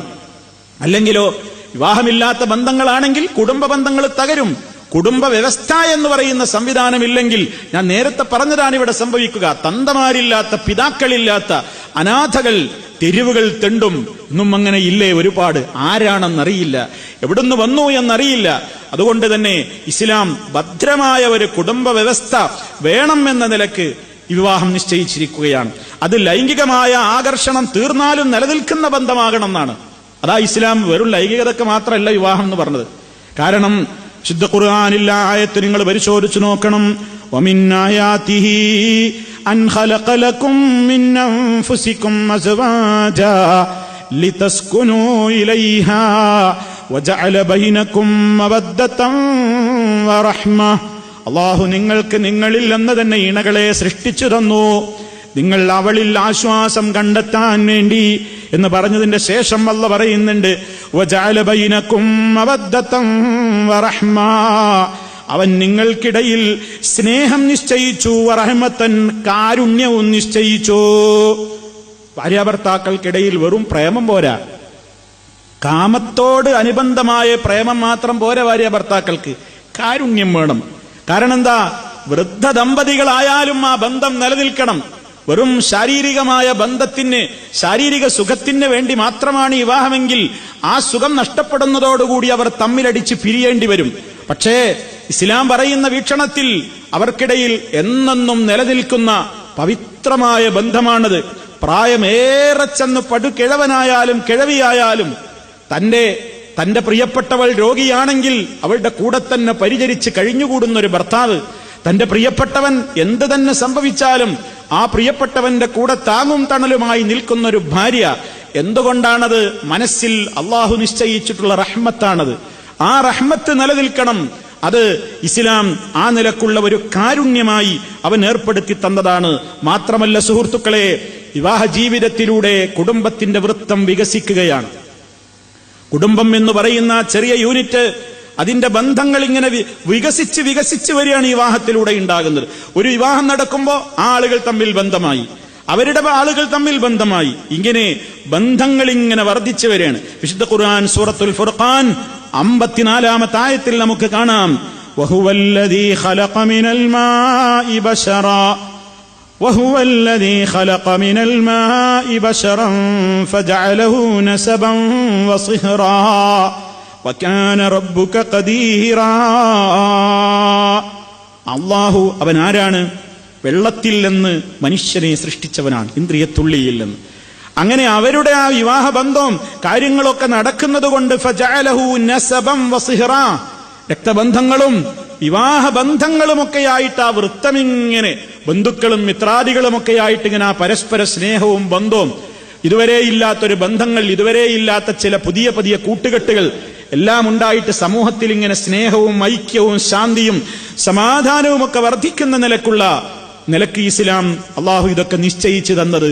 മഹാനായ നബി സല്ലല്ലാഹു അലൈഹി വസല്ലമിന്റെ ഒന്നിലധികമുള്ള വിവാഹങ്ങളൊക്കെ വിമർശിക്കപ്പെട്ടിട്ടുണ്ട്, കുബുദ്ധികൾ വിമർശനത്തിന് വിധേയമാക്കിയിട്ടുണ്ട്. പക്ഷേ നബി സല്ലല്ലാഹു അലൈഹി വസല്ലമിന്റെ അധിക വിവാഹങ്ങളും എടുത്തു പരിശോധിച്ചു നോക്കിയാൽ അതിന്റെ പിന്നിലൊക്കെ ഈ നിലക്കുള്ള ഒരു ലക്ഷ്യമുണ്ടായിരുന്നു. പലരുമായിട്ടും ബന്ധം സ്ഥാപിക്കുക, പല ഗോത്രങ്ങളുമായും ബന്ധം സ്ഥാപിക്കുക, പലരുമായും ബന്ധം സ്ഥാപിക്കുന്നതിലൂടെ ഇസ്ലാമിന്റെ പ്രബോധനം നിർവഹിക്കപ്പെടുക, ഇസ്ലാമിന്റെ വളർച്ച ആഗ്രഹിക്കുക, അങ്ങനെയുള്ള വലിയ ലക്ഷ്യങ്ങൾ മുൻനിർത്തിക്കൊണ്ടുള്ള വിവാഹങ്ങൾ ഒരുപാട് മഹാനായ റസൂലുള്ളാഹി സ്വല്ലല്ലാഹു അലൈഹി വസല്ലമിന്റെ ജീവിതത്തിലുണ്ടായിരുന്നു. അപ്പൊ ഇസ്ലാമിലെ വിവാഹത്തിലൂടെ ആ നിലക്കുള്ള പവിത്രമായ ചില ബന്ധങ്ങൾക്ക് തുടക്കം കുറിക്കുന്നു എന്നും, മനുഷ്യർ തമ്മിലുള്ള സ്നേഹങ്ങള് വളരെ കൂടുതലായിക്കൊണ്ട് അതുവരെ അന്യരായിരുന്ന കുടുംബങ്ങൾ വിവാഹം നടക്കുന്നതോടുകൂടി ആ സെക്കൻഡ് മുതൽ പിന്നെ അവരൊക്കെ എല്ലാവരും ഒന്നായി, നമ്മളൊക്കെ കുടുംബക്കാരാണ്, നമ്മളിപ്പോ പുതിയ ബന്ധുക്കളാണ്, ഒരു പ്രത്യേക സ്നേഹം, ഒരു പ്രത്യേക അടുപ്പം, സന്ദർശനങ്ങൾ, പോക്കുവരവുകൾ എല്ലാം ഇസ്ലാം അത് പരസ്പരമുള്ള ഇഴകളെ കൂട്ടിയോജിപ്പിക്കുന്ന സമാധാനത്തിന്റെ ശാന്തിയുടെ ഒരു അന്തരീക്ഷം, ഭദ്രമായ ഒരു അന്തരീക്ഷം സമൂഹത്തിൽ ഉണ്ടാകണം എന്ന് അള്ളാഹു ഇതിലൂടെ ലക്ഷ്യം വെച്ചിട്ടുണ്ട്. ഇതൊക്കെ ഇസ്ലാം ഇതിലൂടെ വളർത്തുന്ന, അതല്ലെങ്കിൽ ലക്ഷ്യം വെച്ചിട്ടുള്ള കാര്യങ്ങളാണ്. അതുപോലെ തന്നെ മനഃശാന്തി, മാനസികമായ സ്വസ്ഥത, അതുപോലെ അധ്വാനശീലം. വിവാഹം കഴിക്കുന്നതോടുകൂടി ഏത് മടിയന്മാരും ഒരു വൈവാഹിക ജീവിതത്തിലേക്ക് കടക്കുമ്പോ ഇനി ഇങ്ങനെയാ പോരാ, അധ്വാനിക്കണം, കുടുംബത്തെ പോറ്റണം, ജോലി ചെയ്യാൻ മടിയുള്ളവർ പോലും രാപ്പകലില്ലാതെ അധ്വാനിക്കാൻ വരെ അവന്റെ വിവാഹം അവന് പ്രേരണയാകും. കാരണം എന്താണ്? തന്റെ പെണ്ണിനെ പോറ്റണം, അതിലുണ്ടാകുന്ന സന്തതികൾക്ക് നല്ല വിദ്യാഭ്യാസം നൽകണം, അവർക്ക് വേണ്ട ശിക്ഷണങ്ങൾ നൽകണം, അവർക്ക് വേണ്ട ചികിത്സ ലഭ്യമാക്കണം, അവരെ താമസിപ്പിക്കണം. പിന്നെ 100 കൂട്ടം ചിന്തകളായി മടിയൻ പോലും അധ്വാന രംഗത്തേക്ക് കാലെടുത്ത് വെക്കാൻ ഇസ്ലാം നിശ്ചയിച്ചിട്ടുള്ള പവിത്രമായ വിവാഹബന്ധം എന്ന് പറയുന്നത് നിമിത്തമായി മാറുന്നു എന്ന് പറയുമ്പോൾ എത്രത്തോളം മാനവതയുടെ സന്തുഷ്ടിയും സമാധാനവും ഭദ്രതയുമാണ് ഇസ്ലാം ലക്ഷ്യം വെച്ചത് എന്നിനി അധികം ചിന്തിക്കാതെ തന്നെ നമുക്ക് ഓരോരുത്തർക്കും മനസ്സിലാക്കുവാൻ സാധിക്കും. അതുകൊണ്ട് പവിത്രമായ ഈ ബന്ധത്തിലേക്ക് പ്രവേശിക്കുമ്പോൾ ഇസ്ലാം മനുഷ്യരോട് പറയുന്നു, നിങ്ങൾ ചില മാനദണ്ഡങ്ങൾ പാലിക്കണം, നിങ്ങൾ ചില മാനദണ്ഡങ്ങൾ പാലിച്ചേ പറ്റൂ. മുസ്ലിമിനോട്, മുസ്ലിം പുരുഷനോടും സ്ത്രീയോടും ഇസ്ലാം പറഞ്ഞിട്ടുണ്ട്, വിവാഹ ജീവിതത്തിലേക്ക് പ്രവേശിക്കുമ്പോൾ നിങ്ങൾ അന്വേഷണം തുടങ്ങുമ്പോൾ തന്നെ നിങ്ങൾക്ക് ചില മാനദണ്ഡങ്ങൾ ഉണ്ടാകണം. കാരണം നിങ്ങളുടെ ഇണയെയാണ് നിങ്ങൾ തെരഞ്ഞെടുക്കാൻ പോകുന്നത്. ഒരു സാധാരണ തെരഞ്ഞെടുപ്പ് പോലെയല്ല ഈ തെരഞ്ഞെടുപ്പ്. നമുക്കൊക്കെ പരിചയമുള്ള ഒരു തെരഞ്ഞെടുപ്പുണ്ട്. അതൊന്നുകിൽ അസംബ്ലിയിലേക്കാണ്, അതല്ലെങ്കിൽ പാർലമെന്റിലേക്കാണ്, അതല്ലെങ്കിൽ പഞ്ചായത്തിലേക്കാണ്, ജില്ലാ പഞ്ചായത്തിലേക്കാണ്, നഗരസഭയിലേക്കാണ്, അങ്ങനെ പലതിലേക്കുമാണ്. ആ തെരഞ്ഞെടുപ്പുകളൊക്കെയും താൽക്കാലികമായ ചില സമ്പ്രദായങ്ങളാണ്, താൽക്കാലികമായ ചില സംവിധാനങ്ങൾ നിർവഹിക്കാൻ ചിലരെ തെരഞ്ഞെടുക്കുന്ന പരിപാടിയാണ് ആ തെരഞ്ഞെടുപ്പുകളൊക്കെ. എന്നാൽ ഇസ്ലാമിന്റെ ഭാഷയിൽ ഈ പറയുന്ന ഇണയെ തെരഞ്ഞെടുക്കുക എന്ന് പറയുന്ന തെരഞ്ഞെടുപ്പുണ്ടല്ലോ, അത് വല്ലാത്ത ഗൗരവമുള്ള ഒരു തെരഞ്ഞെടുപ്പാണ്. കാരണം ജീവിതമാസകലം, തന്റെ ജീവിതത്തിൽ മുഴുവനും, തന്റെ മരണം വരെ തന്നോടൊപ്പം തന്റെ ജീവിതം പങ്കിടേണ്ടുന്ന പകുതിയെയാണ്, ഇണയെയാണ് തെരഞ്ഞെടുക്കുന്നത്. അതുകൊണ്ട് ഇസ്ലാമിന് ഈ വിഷയത്തിലൊക്കെ നല്ല കാഴ്ചപ്പാടുണ്ട്, നല്ല ശ്രദ്ധ പുലർത്തണം എന്ന് ഇസ്ലാം എല്ലാരോടും പറഞ്ഞിട്ടുണ്ട്. ഏതൊരു പുരുഷനായിരുന്നാലും സ്ത്രീ ആയിരുന്നാലും തന്റെ അടുത്തേക്ക് വരുന്ന, തനിക്ക് കിട്ടുന്ന ഇണയെപ്പറ്റി ഒരു പെണ്ണിന് ചില സങ്കല്പങ്ങൾ ഉണ്ടാകും. ഒരു സ്ത്രീക്ക് തനിക്ക് കിട്ടേണ്ടുന്ന ഭർത്താവ് ആരായിരിക്കണം എന്ന് ചില സങ്കല്പങ്ങൾ ഉണ്ടാകും. തന്റെ ഭാവി വരൻ ആരായിരിക്കണം. അതുപോലെ തന്നെ ഒരു പുരുഷൻ തനിക്ക് കിട്ടേണ്ടുന്ന ഇണ, തന്റെ ഭാവി വധു ആരായിരിക്കണം എന്നൊരു സങ്കല്പം പുരുഷനായിരുന്നാലും സ്ത്രീ ആയിരുന്നാലും ഉണ്ടാകും. ആ സങ്കല്പത്തിൽ ഇസ്ലാം ഇടപെടുകയാണ്. നിന്റെ സങ്കല്പം എന്തായിരിക്കണം? നിനക്ക് ഏത് സങ്കല്പങ്ങളൊക്കെ ആവാം. ഏത് സങ്കല്പമാണ് നീ കൊണ്ട് നടക്കേണ്ടത്? ഇസ്ലാം അവിടെ കൃത്യമായി ഇടപെടുന്നുണ്ട്. പുരുഷന്മാരോട്, പുരുഷലോകത്തോട്, വിവാഹിതരാവാൻ ഉദ്ദേശിക്കുന്ന പുരുഷലോകത്തോട് ഇസ്ലാം ഒരു കൃത്യമായിട്ട് അതിന്റെ ചില മാനദണ്ഡങ്ങൾ പറഞ്ഞു. നാട്ടിൽ അന്വേഷണത്തിന്റെ ഘട്ടത്തിൽ സാധാരണ പരിഗണിക്കപ്പെടാറുള്ള കാര്യങ്ങളൊക്കെ എടുത്തു പറഞ്ഞു. ആ കൂട്ടത്തിൽ എന്തിനാണ് അടിവരയിടേണ്ടത് എന്നും പറഞ്ഞു. നബി സല്ലല്ലാഹു അലൈഹി വസല്ലമിന്റെ ഹദീസിൽ കാണാം, തുൻകഹുൽ മർഅതു ലിഅർബഇൻ ലിമാലിഹാ വലിഹസബിഹാ വലിജമാലിഹാ വലിദീനിഹാ ഫളഫർ ബിദാത്തിദ്ദീൻ തരിബത് യദാക്. ഇമാം ബുഖാരിയും മുസ്ലിമും ഒക്കെ റിപ്പോർട്ട് ചെയ്തിട്ടുള്ള വളരെ പ്രസിദ്ധമായ ഹദീസിൽ കാണാം, തുൻകഹുൽ മർഅതു, നബി സല്ലല്ലാഹു അലൈഹി വസല്ലം പറയാണ്, ഒരു സ്ത്രീ സാധാരണയായി വിവാഹം കഴിക്കപ്പെടാനുള്ളത്, ഒരു പെണ്ണിനെ ഒരാൾ പോയി വിവാഹം കഴിക്കുമ്പോൾ അന്വേഷണങ്ങൾ 3-4 കാര്യങ്ങൾ അന്വേഷിക്കാറുണ്ട്. 3-4 കാര്യങ്ങൾക്ക് വേണ്ടി ഒരു പെണ്ണിനെ കല്യാണം കഴിച്ചു കൊണ്ടുവരാറുണ്ട്. ലിമാലിഹ, ഒന്നവളുടെ സമ്പത്ത് പരിഗണിക്കാറുണ്ട്, സമ്പത്ത് നോക്കിയിട്ട് കല്യാണം കഴിക്കാറുണ്ട്. വലിഹസബിഹ, അവളുടെ തറവാടിത്തവും കുടുംബമാഹാത്മ്യവും പേരുമൊക്കെ നോക്കിയിട്ട് കല്യാണം കഴിക്കപ്പെടാറുണ്ട്. വലിജമാലിഹ, അവളുടെ സൗന്ദര്യം നോക്കിയിട്ടും കല്യാണം കഴിക്കാറുണ്ട്. വലിദീനിഹ, അവളുടെ മതബോധം നോക്കിയിട്ടും കല്യാണം കഴിക്കാറുണ്ട്. ദീന് നോക്കിയിട്ടും കല്യാണം കഴിക്കാറുണ്ട്. 4 നബിതങ്ങൾ ഇവിടെ പറഞ്ഞു. ഒന്ന് ധനം പറഞ്ഞു, മറ്റൊന്ന് തറവാടിത്ത മേന്മ പറഞ്ഞു, മറ്റൊന്ന് സൗന്ദര്യം പറഞ്ഞു, മറ്റൊന്ന് ദീന് പറഞ്ഞു. 4ാമത് പറഞ്ഞ കാര്യത്തെ അടിവരയിട്ടുകൊണ്ടാ ഇനിയുള്ള സംസാരം. ഫളഫർ ബിദാത്തിദ്ദീൻ, നീ മതമുള്ള പെണ്ണിനെ കൊണ്ട് വിജയിച്ചോളണേ. പുരുഷലോകത്തോട് ഇസ്ലാമിന്റെ കൽപ്പന, മതബോധമുള്ള പെണ്ണിനെ കെട്ടിക്കോ, മതബോധമുള്ള പെണ്ണിനെ കൊണ്ട് നീ വിജയിച്ചോ എന്നാണ് പറഞ്ഞത്. ആ വാചകം തന്നെ അറിയിക്കുന്നത് വിജയം വേണോ, മതബോധമുള്ള പെണ്ണായിരിക്കണം. എങ്കിൽ തരിബത്തിയതാക്ക്, അതൊരു പ്രയോഗമാണ് അറബി ഭാഷയിൽ. നിന്റെ ഇരുക്കൈകളും മണ്ണ് പുരളട്ടെ എന്നാണ് അതിന്റെ അർത്ഥം. അഥവാ നീ മതബോധമുള്ള ഒരു പെണ്ണിനെ കല്യാണം കഴിച്ചതിന്റെ പേരിൽ നീ മണ്ണിലിറങ്ങി അധ്വാനിക്കേണ്ടി വന്നാലും, നിന്റെ കൈ മണ്ണ് പുരളേണ്ടി വന്നാലും, നിനക്ക് നല്ലത് മതബോധമുള്ള പെണ്ണ് തന്നെയാണ്. അതാണ് നിനക്ക് സ്വസ്ഥതക്ക് നല്ലത്, അതാണ് നിനക്ക് സമാധാനത്തിന് നല്ലത് എന്ന് നബി സല്ലല്ലാഹു അലൈഹി വസല്ലം കൃത്യമായി തന്നെ പഠിപ്പിക്കുന്നു. നബി സല്ലല്ലാഹു അലൈഹി വസല്ലമിന്റെ വേറെയും വചനങ്ങളിൽ കാണാം, അദ്ദുന്യാ മതാഉൻ വഖൈറു മതാഇഹാ അൽ മർഅതു സ്വാലിഹ. ഈ ലോകം മുഴുവനും വിഭവങ്ങളാണ്. ഐഹിക ലോകത്ത് നിറയെ വിഭവങ്ങളാണ് അല്ലാഹു ഒരുക്കി വെച്ചിട്ടുള്ളത്. ആ വിഭവങ്ങളുടെ കൂട്ടത്തിൽ ഏറ്റവും വിലപ്പെട്ട വിഭവം ഏതാണെന്ന് ചോദിച്ചാൽ വഖൈറു മതാഇഹാ, ഈ ലോകത്ത് അല്ലാഹു സൃഷ്ടിച്ചിട്ടുള്ള വിഭവങ്ങളിൽ ഏറ്റവും ഉത്തമമായ വിഭവം എന്ന് പറയുന്നത് അൽ മർഅതു സ്വാലിഹ, സദ്വൃത്തയായ ഒരു പെണ്ണിനെ കിട്ടുമെങ്കിൽ അതാണ് ഏറ്റവും വലിയ വിജയം. നല്ലവളായ ഒരു പെണ്ണിനെ കിട്ടലാണ് ദുന്യാവിൽ വെച്ച് കിട്ടുന്ന എല്ലാ വിഭവങ്ങളെക്കാളും ഉത്തമം എന്ന് നബി സല്ലല്ലാഹു അലൈഹി വസല്ലം പറയുമ്പോ ഇവിടെ നമ്മൾ തെറ്റിദ്ധരിക്കേണ്ടതില്ല. മതം മാത്രമാണ് പരിഗണിക്കപ്പെടേണ്ടത്, മറ്റൊന്നും നോക്കിക്കൂടാ. വിരൂപിയാണെങ്കിലും കല്യാണം കഴിച്ചോളണം. സൗന്ദര്യം നോക്കാനേ പാടില്ല, തറവാടിത്തം നോക്കാനേ പാടില്ല, ധനം നോക്കാനേ പാടില്ല. എന്നൊന്നും ഈ പറഞ്ഞതിന് അർത്ഥമില്ല. സമ്പത്ത് നോക്കിക്കോ, തറവാടിത്തം നോക്കിക്കോ, സൗന്ദര്യം നോക്കിക്കോ. കാരണം നിനക്കൊത്തവളാണെന്ന് പരിശോധിച്ചോളൂ.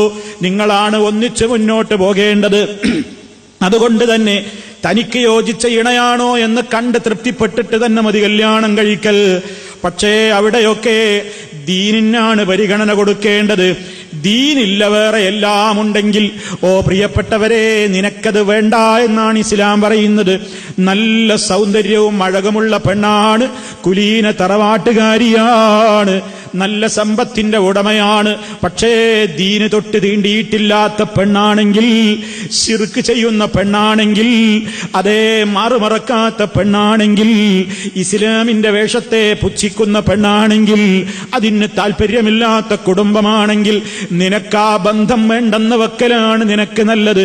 അതുകൊണ്ട് ദീനുള്ളവളാണോ മറ്റെല്ലാം നീ പരിഗണിച്ചോ, ദീനുണ്ടോ പിന്നെ സൗന്ദര്യം നോക്കിക്കോ, ധനം നോക്കിക്കോ, തറവാടിത്തം നോക്കിക്കോ. പക്ഷേ എല്ലാമുണ്ട്, ദീനില്ലെങ്കിൽ അപ്പെണ്ണ് മുസ്ലിമിന് വേണ്ട. അതുകൊണ്ടല്ലേ ഇസ്ലാം പറഞ്ഞത് മുശ്രിക്കാത്തിനെ നീ കല്യാണം കഴിക്കരുതെന്ന്. ആദർശ ബന്ധത്തിന് വല്ലാത്ത വിലയാണ് ഇസ്ലാം കൽപ്പിക്കുന്നത്. ഈ ഹദീസിലൂടെ നബി സല്ലല്ലാഹു അലൈഹി വസല്ലം പഠിപ്പിച്ചത്, ആളുകൾക്കിടയിൽ ഇന്ന് നടക്കുന്നത് ഈ 4 കാര്യങ്ങൾ ആളുകൾ പോയി നോക്കും പെണ്ണ് കെട്ടാൻ പോകുമ്പോ. എന്നിട്ട് നബി സല്ലല്ലാഹു അലൈഹി വസല്ലം പറഞ്ഞത്, ഫദ്ഫർ അൻത, നീ വിജയിക്കേണ്ടത് ഇത്തരത്തിലുള്ള പെണ്ണിനെ കൊണ്ടാണ്. കാരണം ആദർശ പൊരുത്തമില്ലെങ്കിൽ അതുപോലെ ഒരു ഇടങ്ങേറ് വേറെ കിട്ടാനുണ്ടോ? മുസ്ലിമായ ഒരു പുരുഷന് നല്ലവളെ യോജിക്കുകയുള്ളൂ. അതുകൊണ്ട് എപ്പോഴും ഇസ്ലാം പറഞ്ഞില്ലേ, അൽ ഖബീസാതു ലിൽ ഖബീസീന വൽ ഖബീസൂന ലിൽ ഖബീസാത്ത്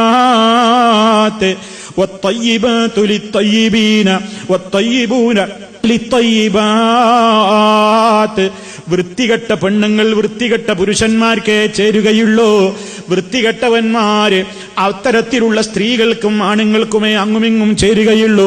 അതേ അവസരത്തിൽ വിശിഷ്ടകളായ സ്ത്രീകൾ വിശിഷ്ടന്മാർക്കല്ലേ ചേരുന്നത്? വിശിഷ്ടന്മാര് വിശിഷ്ടകളായ സ്ത്രീകൾക്കല്ലേ ചേരുന്നത്? അതല്ലേ ഇസ്ലാം ഗൗരവത്തോട് പറയുന്നത്. നീ കുഫുവത്തോ എന്ന് പരിശോധിച്ചോ. കുഫു നോക്കണം. ഇന്ന് ചെക്കൻ്റെ പെണ്ണിന്റെ കുഫു നോക്കൽ എന്താ? ബാങ്ക് ബാലൻസും പണമൊക്കെ നോക്കിയിട്ടാണ്. അതിലാണോ കുഫൂന്നാ നോക്കണത്? ധനം നോക്കുക, തറവാടിത്ത് എങ്ങനെയുണ്ട്, വല്ല പേരുള്ള കുടുംബമാണോ, വലിയ ഫാമിലിയാണോ, ഞാൻ ഇന്ന് കല്യാണം കഴിച്ച വലിയ പേരിട്ടോ, ആ രൂപത്തിൽ എത്ര ഉണ്ട്, വാപ്പന്റെ ജീവൻ പോയാൽ എത്ര തന്റെ അക്കൗണ്ടിലേക്ക് ഇങ്ങോട്ട് വരും, ആ എത്ര കിട്ടും, ആ എത്ര എന്താ രൂപത്തിലുള്ള സംവിധാനം എന്നൊക്കെ പറഞ്ഞ് വെറും സമ്പത്ത്, വെറും ആ നിലക്കുള്ള അഴക്, സൗന്ദര്യം, ഇത് മാത്രം കണ്ടുകൊണ്ട് വിവാഹാന്വേഷണ രംഗത്തേക്ക് ഇറങ്ങുന്നവരോട് പറയാണ്, വേണ്ട നിനക്കത്, വേണ്ട നിനക്കത്. ആ ചപ്പു ചവറ മാറാപ്പ് നീ ഏറ്റണ്ടാനും. മതബോധമുള്ളവളെ തെരഞ്ഞെടുത്തോ. ബാക്കിയെല്ലാം നോക്കിക്കോ, മതബോധല്ലേ എന്നാ പിന്നെ ഒഴിവാക്കിക്കോ.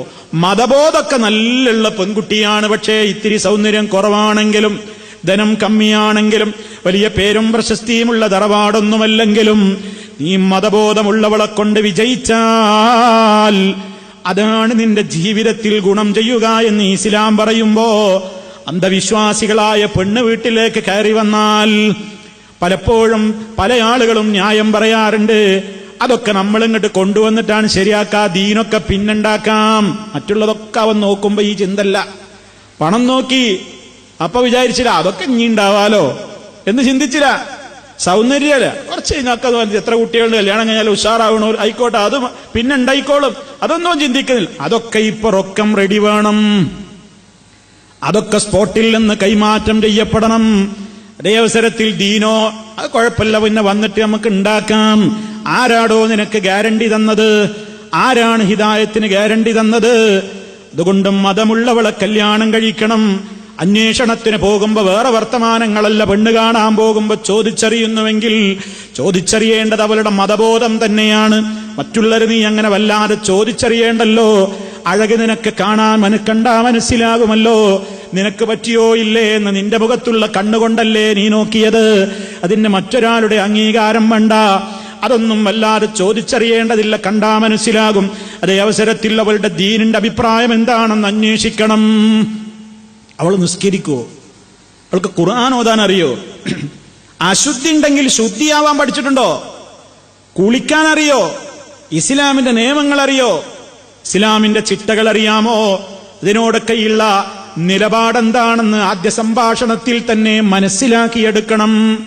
അതിനുള്ള ചോദ്യങ്ങളാ ചോദിക്കേണ്ടത്, ആ അന്വേഷണമാണ് നടത്തേണ്ടത്. അയൽക്കാരോടും ബന്ധപ്പെട്ടവരോടുമൊക്കെ അന്വേഷിക്കേണ്ടത് ആ വഴിക്കുള്ള അന്വേഷണം തന്നെയാണ്. ഈ പെണ്ണിന്റെ നിലവാരം എങ്ങനെയാണ്, ഈ പെണ്ണിന്റെ സ്വഭാവം എന്താണ്, ഈ പെണ്ണിന്റെ ദീനീ നിലവാരം എങ്ങനെയാണ്, ആ അന്വേഷണം തന്നെയാണ് വേണ്ടത്. അതല്ലേ ഇസ്ലാം ഗൗരവത്തോടെ പഠിപ്പിക്കുന്നത്. ഫദ്ഫർ ബിദാത്തിദ്ദീൻ, മതമുള്ള പെണ്ണിനെ കൊണ്ട് നീ വിജയം വരിച്ചോ. കാരണം വിജയം നിനക്ക് അതിലൂടെ മാത്രമാണ് ഉണ്ടാവുക. അന്ധവിശ്വാസിയായ പെണ്ണ് കയറി വന്നാൽ അവള് സർവ അന്ധവിശ്വാസത്തിന്റെയും ആളായിരിക്കും. അനാചാരങ്ങളുടെ പിന്നാലെ പോകും. നീ ഒരു കാര്യത്തിനൊരുങ്ങുമ്പോ അവള് മുടക്കം നിൽക്കും. അവള് പറയും, ഇപ്പൊ പറ്റൂല, അത് നഹസിന്റെ ദിവസമാണ്, ഇപ്പൊ നമ്മൾ വീടിന് കുറ്റി തറക്കണ്ട, നഹസാണ്, ഇന്ന് ഒടുക്കത്തെ ബുധനാഴ്ചയാണ്, പ്രശ്നമാണ്, പല്ലി ചലച്ചിട്ടുണ്ട്, പ്രശ്നമാണ്, കാക്ക കുറുകിയിട്ടുണ്ട്, പ്രശ്നമാണ്, പുറത്തേക്കിറങ്ങി കരിമ്പൂച്ച വിലങ്ങ് ചാടിയിട്ടുണ്ട്, യാത്ര പോണ്ട. എന്തൊക്കെ അന്ധവിശ്വാസങ്ങളുണ്ടോ സമൂഹത്തിലെങ്കിൽ ആ മുഴുവൻ മാറാപ്പും പേറിക്കൊണ്ടാണ് മുഅ്മിനേ നിന്റെ വീട്ടിലേക്ക് അവൾ കയറി വരുന്നത്. ശിർക്കിന്റെ വക്താവായിരിക്കും. അല്ലാത്തവരോട് അവൾ വിളിച്ചു പ്രാർത്ഥിക്കും, അവരുടെ പേരിൽ സത്യം ചെയ്യും. നിനക്കോ നിന്റെ മക്കൾക്കോ അവൾക്ക് തന്നെയുമോ രോഗം വന്നാൽ അവൾ നൂല് ബന്ധിക്കും, അവൾ ചരട് കെട്ടും, അവൾ ആ രൂപത്തിലുള്ള ഇസ്ലാം വിരോധിച്ചിട്ടുള്ള ശിർക്കൻ കാര്യങ്ങളിലേക്ക് പോകും. അതേ അവസരത്തിൽ ഇസ്ലാം പഠിപ്പിച്ച മന്ത്രങ്ങളോട് അവർക്ക് അലർജിയുമായിരിക്കും. പഠിപ്പിക്കാത്തതിനൊക്കെ പിന്നാലെ അവൾ ഉണ്ടാവും. ഇസ്ലാം പഠിപ്പിച്ച തിങ്കളും വ്യാഴൊന്നും അവൾക്ക് താല്പര്യം ഉണ്ടാവില്ല. ബറാത്ത് നോമ്പ് മീറാജ് നോമ്പ് എടുക്കാൻ വലിയ മുന്നിലുണ്ടാവും. ഇസ്ലാം പഠിപ്പിക്കാത്ത കാര്യങ്ങൾ, ഉലൂഹിയത്തോ അഖീഖത്തോ ഒന്നും താല്പര്യം ഉണ്ടാവില്ല. ബദരീങ്ങൾക്ക് വേണ്ടി, മൊയ്തീ ശൈഖിന് വേണ്ടി, മമ്പറത്തക്ക് വേണ്ടി അറവ് നടത്താൻ, റിഫായി ശൈഖിന്റെ പേരിൽ കോഴിയെ ഒഴിഞ്ഞിടാൻ, അതിനൊക്കെ അവൾക്ക് താല്പര്യമുണ്ടാകും. വീട്ടിൽ കുപ്പി തൂക്കാൻ പറയും, തകിട് തൂക്കാൻ പറയും, ഏലസ് കെട്ടാൻ പറയും. തലയിണക്കടിയിലും ഏലസ്, കാലിലും ഏലസ്, അരയിലും ഏലസ്, എവിടെ നോക്കിയാലും ഏലസ് കൊണ്ട് നടക്കുന്ന അന്ധവിശ്വാസിയായ പെണ്ണിനെ വേണോ? ഇസ്ലാം പറയുന്നത് വേണ്ട. ഫദ്ഫർ ബിദാത്തിദ്ദീൻ, മതമുള്ള പെണ്ണിനെ കൊണ്ട് വിജയിച്ചോ. ആദർശം എന്ന് പറയുന്നത് അമ്പിയാക്കൾ പഠിപ്പിച്ച ആദർശമാണ്, ഇസ്ലാമിന്റെ ശുദ്ധമായ ആദർശമാണ്. ആ ആദർശത്തിന് വില കൽപ്പിക്കണം. സംസ്കാരമുള്ള പെണ്ണായിരിക്കണം, അല്ലെങ്കിൽ അവൾ നല്ല സദസ്സിലേക്ക് വരാൻ മടിക്കും. നല്ല സദസ്സിൽ കുറിച്ച് അവളെ കിട്ടൂല. പിന്നെ കുറെ കഴിഞ്ഞാൽ അവളെ ദീന് നന്നാക്കാൻ കെട്ടിക്കൊടുന്നുണ്ട്, ബന്റെ ദീന് ഓള് നന്നാക്കും, അവള് ബനെ നന്നാക്കും, അവള് പിടിച്ചോടത്ത് ബനെ കൊണ്ടുപോകും. ഖുർആൻ ക്ലാസ്സിനൊക്കെ പോയിരുന്നതാ, കൃത്യമായിട്ട് ജമാഅത്തിനൊക്കെ പോയിരുന്നതാ. പിന്നെ അവള് സ്നേഹിച്ച് പറഞ്ഞ് മയക്കി ഖുർആൻ ക്ലാസ് അതൊന്നും വേണ്ടാന്നേ, നമുക്ക് പാർക്ക് പോകാന്നേ, ആകെ കിട്ടുന്ന ഒരു ദിവസം നിങ്ങളിങ്ങനെ അവിടെ ഇവിടെ പോയാലോ, നമുക്കൊരു ഒഴിവ് കിട്ടുന്നതല്ലേ, നമുക്ക് അവിടെ പോകാം, ബീച്ചിൽ പോകാം, പാർക്ക് പോകാം, ഔട്ട് ഫുഡ് അവിടെ ഇവിടെ അത് ഇത് എന്നൊക്കെ പറഞ്ഞ് ഇവനെ ആകെ കൂടി ഇങ്ങനെ വരച്ച വരയിൽ ഇങ്ങനെ വരപ്പിക്കുന്ന ആ രൂപത്തിലേക്ക് ഇവനെ അങ്ങോട്ട് കൊണ്ടുപോകും അവള്. എന്തേ? മതബോധമില്ല, നല്ല സദസ്സിന് അവൾക്ക് താല്പര്യമില്ല. ദേവസരത്തിൽ അവൾക്ക് സിനിമക്ക് പോകണം, എല്ലാ തെമ്മാടിത്തത്തിനും പോകണം, അഴകാർന്ന രൂപത്തിൽ അവളുടെ ബോഡി മുഴുവൻ പ്രദർശിപ്പിക്കുന്ന വേഷവിധാനം അവൾക്ക് വേണം പുറത്തേക്ക്. അതില്ലെങ്കിൽ അവൾ മുഖം വീർപ്പിക്കും. ഈ രൂപത്തിലൊക്കെ എന്തേ കുടുങ്ങിപ്പോയല്ലോ എന്ന് പിന്നെയല്ല പറയേണ്ടത്, അതൊക്കെ ആദ്യം നോക്കണം. അതിനാ ഇസ്ലാം പറയുന്നത് നീ കുടുങ്ങണ്ടാണ്, നീ ജയിച്ചോന്നാ പറയുന്നത്, തോറ്റു കൊടുക്കണ്ട, നീ ജയിച്ചോന്ന്. ഫദ്ഫർ ബിദാത്തിദ്ദീൻ, മതമുള്ള പെണ്ണിനെ കൊണ്ട് നീ വിജയിച്ചോ. അതാ ഇസ്ലാം പറയുന്നത്. അള്ളാഹിന്റെ റസൂലിന്റെ പ്രയോഗം തന്നെ അതാ. നിനക്ക് വിജയം കിട്ടണം, ആണായിട്ട് ജീവിക്കണമെങ്കിൽ മതമുള്ള പെണ്ണിനെ കല്യാണം കഴിച്ചു, ഇല്ലെങ്കിൽ ഒരു പെണ്ണായിട്ട് ഓള മാപ്പിളായിട്ട് ഇങ്ങനെ കഴിയേണ്ടി വരും. അതുകൊണ്ടാ ഇസ്ലാം അതിനൊക്കെ വളരെ കൃത്യമായി അവിടെ കൃത്യമായ നിയമങ്ങൾ പഠിപ്പിച്ചിരിക്കുകയാണ്. അതുകൊണ്ടാണ്, അല്ലെങ്കിൽ അതൊക്കെ പ്രശ്നങ്ങളാണ്. ഇപ്പം ഖുർആൻ ക്ലാസ്സിനും ഹദീസ് ക്ലാസ്സിനൊക്കെ വരും, പെണ്ണ് അവളെ കിട്ടൂല, നിങ്ങളെ ഭാര്യ എവിടെ? അവള് വീട്ടിലുണ്ട്. എന്തേ? ഒന്നുമില്ല അപ്പം പറയില്ല. അവനാകെ മടിയാണ്. കാരണം പണ്ട് പണം നോക്കിയിട്ട് കെട്ടിയതാ, മറ്റു കാര്യങ്ങളൊക്കെ നോക്കി കെട്ടിയതാ. അവള് ശരിയല്ല, ആദർശമൊന്നും നോക്കിയിട്ടില്ല, ഇപ്പം പിടിച്ചോടത്ത് കിട്ടുന്നില്ല. അപ്പൊ അവളുടെ ഒരാളായിട്ട് എന്താ ചെയ്യാൻ, ഇങ്ങനെ പൊരുത്തപ്പെട്ട് പോണ്ട, രണ്ട് കുട്ടികളുമായി ഇപ്പൊ കെട്ടിയോളങ്ങനെ കൊണ്ട് നടക്കല്ലാതെ എന്താ ചെയ്യാന്നൊക്കെ ഉള്ള നിലക്ക് സ്വയം ഇങ്ങനെ നീറിയിട്ട് ഇങ്ങനെ കഴിഞ്ഞുകൂടും. ഇങ്ങനെ കുറെ മനുഷ്യന്മാര്. അതിന് ഇസ്ലാം പറയണ അങ്ങനെയാണ്. ഖളാങ്കിൽ നിവൃത്തിയൊന്നുമില്ല. ചിലപ്പം അതൊക്കെ നോക്കി കല്യാണം കഴിച്ചിട്ട് ഒരു പെണ്ണ് പഴച്ചാലോ, എന്നിപ്പോ നിവൃത്തിയില്ല. പക്ഷേ നമ്മളോട് നോക്കാൻ പറഞ്ഞതൊക്കെ നോക്കിക്കൂടെ? അവിടെ താളപ്പിഴവുകൾ സംഭവിക്കാതെ ഒന്ന് പരിഗണിച്ചുകൂടെ? അവിടെ ഇസ്ലാം പറഞ്ഞ മാനദണ്ഡങ്ങൾക്കൊരു പ്രാമുഖ്യം നൽകിക്കൂടെ? ഇതാണ് നമ്മുടെ ചോദ്യം. മതബോധമൊക്കെ ഉള്ള പെണ്ണിനെ തന്നെ കല്യാണം കഴിച്ചു, കുറെ കഴിഞ്ഞപ്പോ അവളുടെ മതബോധമൊക്കെ പോയി വിചാരിക്കുക, എന്താ ചെയ്യാ? അതിനൊക്കെ ഇസ്ലാം പറഞ്ഞ നിയമങ്ങൾ കുറെയൊക്കെ സഹിച്ചും ക്ഷമിച്ചും ഒക്കെ പോകേണ്ട കാര്യങ്ങളും ഒഴിവാക്കേണ്ടയിടത്ത് ഒഴിവാക്കേണ്ടതുമായ കാര്യങ്ങളൊക്കെ അതൊക്കെ വേറെ വിഷയങ്ങളാണ്. ഇപ്പോൾ അങ്ങോട്ട് പ്രവേശിക്കുന്നില്ല. അപ്പൊ സുഹൃത്തുക്കളെ, മതബോധം പിന്നുണ്ടാക്കാൻ ആരും വിചാരിക്കണ്ട. അതൊക്കെ ഉള്ളോളെ കല്യാണം കഴിച്ചോ. അള്ളാന്റെ റസൂൽ അതാണല്ലോ പറഞ്ഞത്. അവിടുന്ന് അതാണല്ലോ നമ്മോട് പറഞ്ഞത്. ഫദ്ഫർ ബിദാത്തി ദീൻ, ദീൻ ഉള്ളവളെ ഇപ്പുള്ളോളെ കല്യാണം കഴിക്കാനാ പറഞ്ഞത്. ദീൻ ഇപ്പുള്ളോളെ കല്യാണം കഴിക്കണം. ദീനില്ലാത്തോളെ കല്യാണം കഴിച്ചിട്ട് നിന്റെ വകയായിട്ട് അവൾക്ക് ഹിദായത്തൊക്കെ കൊടുത്തിട്ട് ആ പുണ്യം കൂടി നീ വാങ്ങിക്കണട്ടോ എന്നൊന്നും അള്ളാന്റെ റസൂല് പറഞ്ഞിട്ടില്ല. അതുകൊണ്ട് നീ ഇപ്പൊ തന്നെ മതബോധമുള്ള പെൺകുട്ടികളെ അവരെയാണ് നീ വിവാഹം കഴിക്കേണ്ടത്. പണവും സൗന്ദര്യം ഒക്കെ നോക്കിക്കോ, അതിനൊന്നും കുഴപ്പമില്ല. പക്ഷെ ദീന് വേണം. ദീനില്ലെങ്കിൽ വേറെ എന്തുണ്ടായിട്ടും കാര്യമില്ല. വേറെ എല്ലാം ഉണ്ട്, വേറെ എല്ലാം കുറവാണ്. ദീനുണ്ടോ, അതും ചാടിപ്പിടിച്ചോ. ഇസ്ലാം വളരെ കൃത്യമായിട്ട് പറയുന്നു, അതിൽ നിനക്ക് ബറക്കത്തുണ്ടാകും എന്ന് മഹാനായ റസൂലുള്ളാഹി സ്വല്ലല്ലാഹു അലൈഹി വസല്ലം പറയാണ്. ഇത് സ്ത്രീ സമൂഹത്തെ തെരയുന്ന, അതല്ലെങ്കിൽ ഒരു ഭാര്യയെ തെരയുന്ന പുരുഷന്മാരോട് മാത്രല്ല പെൺകുട്ടികളുള്ള രക്ഷിതാക്കളോടും നിർദ്ദേശമുണ്ട്. പെൺകുട്ടികളുള്ള രക്ഷിതാക്കളോടും പറഞ്ഞിട്ടുണ്ട്, ദീനുള്ളവർക്കാണ് പ്രാധാന്യം നൽകേണ്ടത്. ചില റിപ്പോർട്ടുകളിൽ നമുക്ക് കാണാം, ഇദാ ഖതബ ഇലൈകും മൻ തർളൗന ദീനഹു വഖുലുഖഹു ഫസവ്വിജൂഹു ഇല്ലാ തഫ്അലൂ തകും ഫിത്നത്തുൻ ഫിൽ അർളി വഫസാദുൻ നരീൽ. എന്താണ് അതിന്റെ ആശയം? നിങ്ങളോട് ഒരാൾ വന്ന് വിവാഹാന്വേഷണം നടത്തിയാൽ നിങ്ങൾക്ക് കീഴിലുള്ള പെണ്ണിനെ, മകളെയോ പെങ്ങളെയോ ഒക്കെ രക്ഷാധികാരികളോട് പറയാണ്, നിങ്ങൾക്ക് കീഴിലുള്ളവളെ ഒരാൾ വന്ന് വിവാഹം കഴിച്ചു തരുമോ എന്നാവശ്യപ്പെട്ടാൽ ആരാണാ വന്ന് ചോദിക്കുന്നത്? നിങ്ങൾക്ക് അയാളുടെ ദീന് ഇഷ്ടമായി, വഖുലുഖഹു, അയാളുടെ സ്വഭാവവും ഇഷ്ടമായെങ്കിൽ നിങ്ങൾ കല്യാണം കഴിപ്പിച്ചു കൊടുക്കണേ. നിങ്ങളോട് വിവാഹം അന്വേഷിച്ച് വരുന്നത് ദീനുള്ള സംസ്കാരമുള്ളവരാണെങ്കിൽ നിങ്ങൾ കല്യാണം കഴിപ്പിച്ചു കൊടുക്കണം. അത് നിങ്ങൾ പരിഗണിക്കാൻ തയ്യാറില്ല.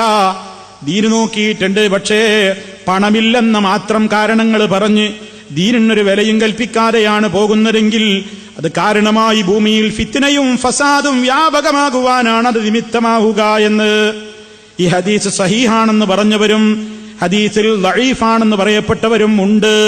എന്തായിരുന്നാലും ഇതിന്റെ ആശയം ശരിയാണ്. ഈ ഹദീസ് ലഈഫാണെന്ന് പല പണ്ഡിതന്മാരും പറഞ്ഞിട്ടുണ്ട്. ഇത് പ്രവാചകനിൽ നിന്നുള്ള വാചകമല്ല എന്ന് പറഞ്ഞാൽ അതിന്റെ സനത് സ്ഥിരപ്പെട്ടിട്ടില്ല. എന്നാൽ അതിന്റെ സനദിന് കുഴപ്പമില്ല എന്ന് അഭിപ്രായപ്പെട്ടവരും ഉണ്ട്. എന്തായിരുന്നാലും അതിന്റെ ആശയം ഇസ്ലാമിന്റെ മറ്റു അധ്യാപനങ്ങളുമായി പൊരുത്തപ്പെടുന്ന ആശയമാണ്.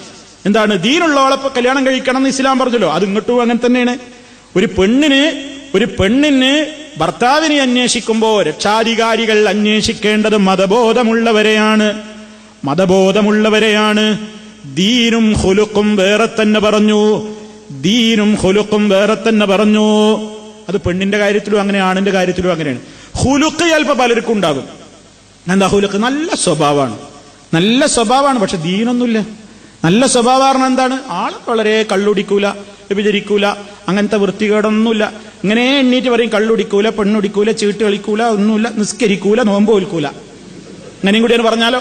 മുപ്പര് ഒന്നിനും പോകില്ല. മുപ്പർക്ക് എല്ലാവരും വേണം.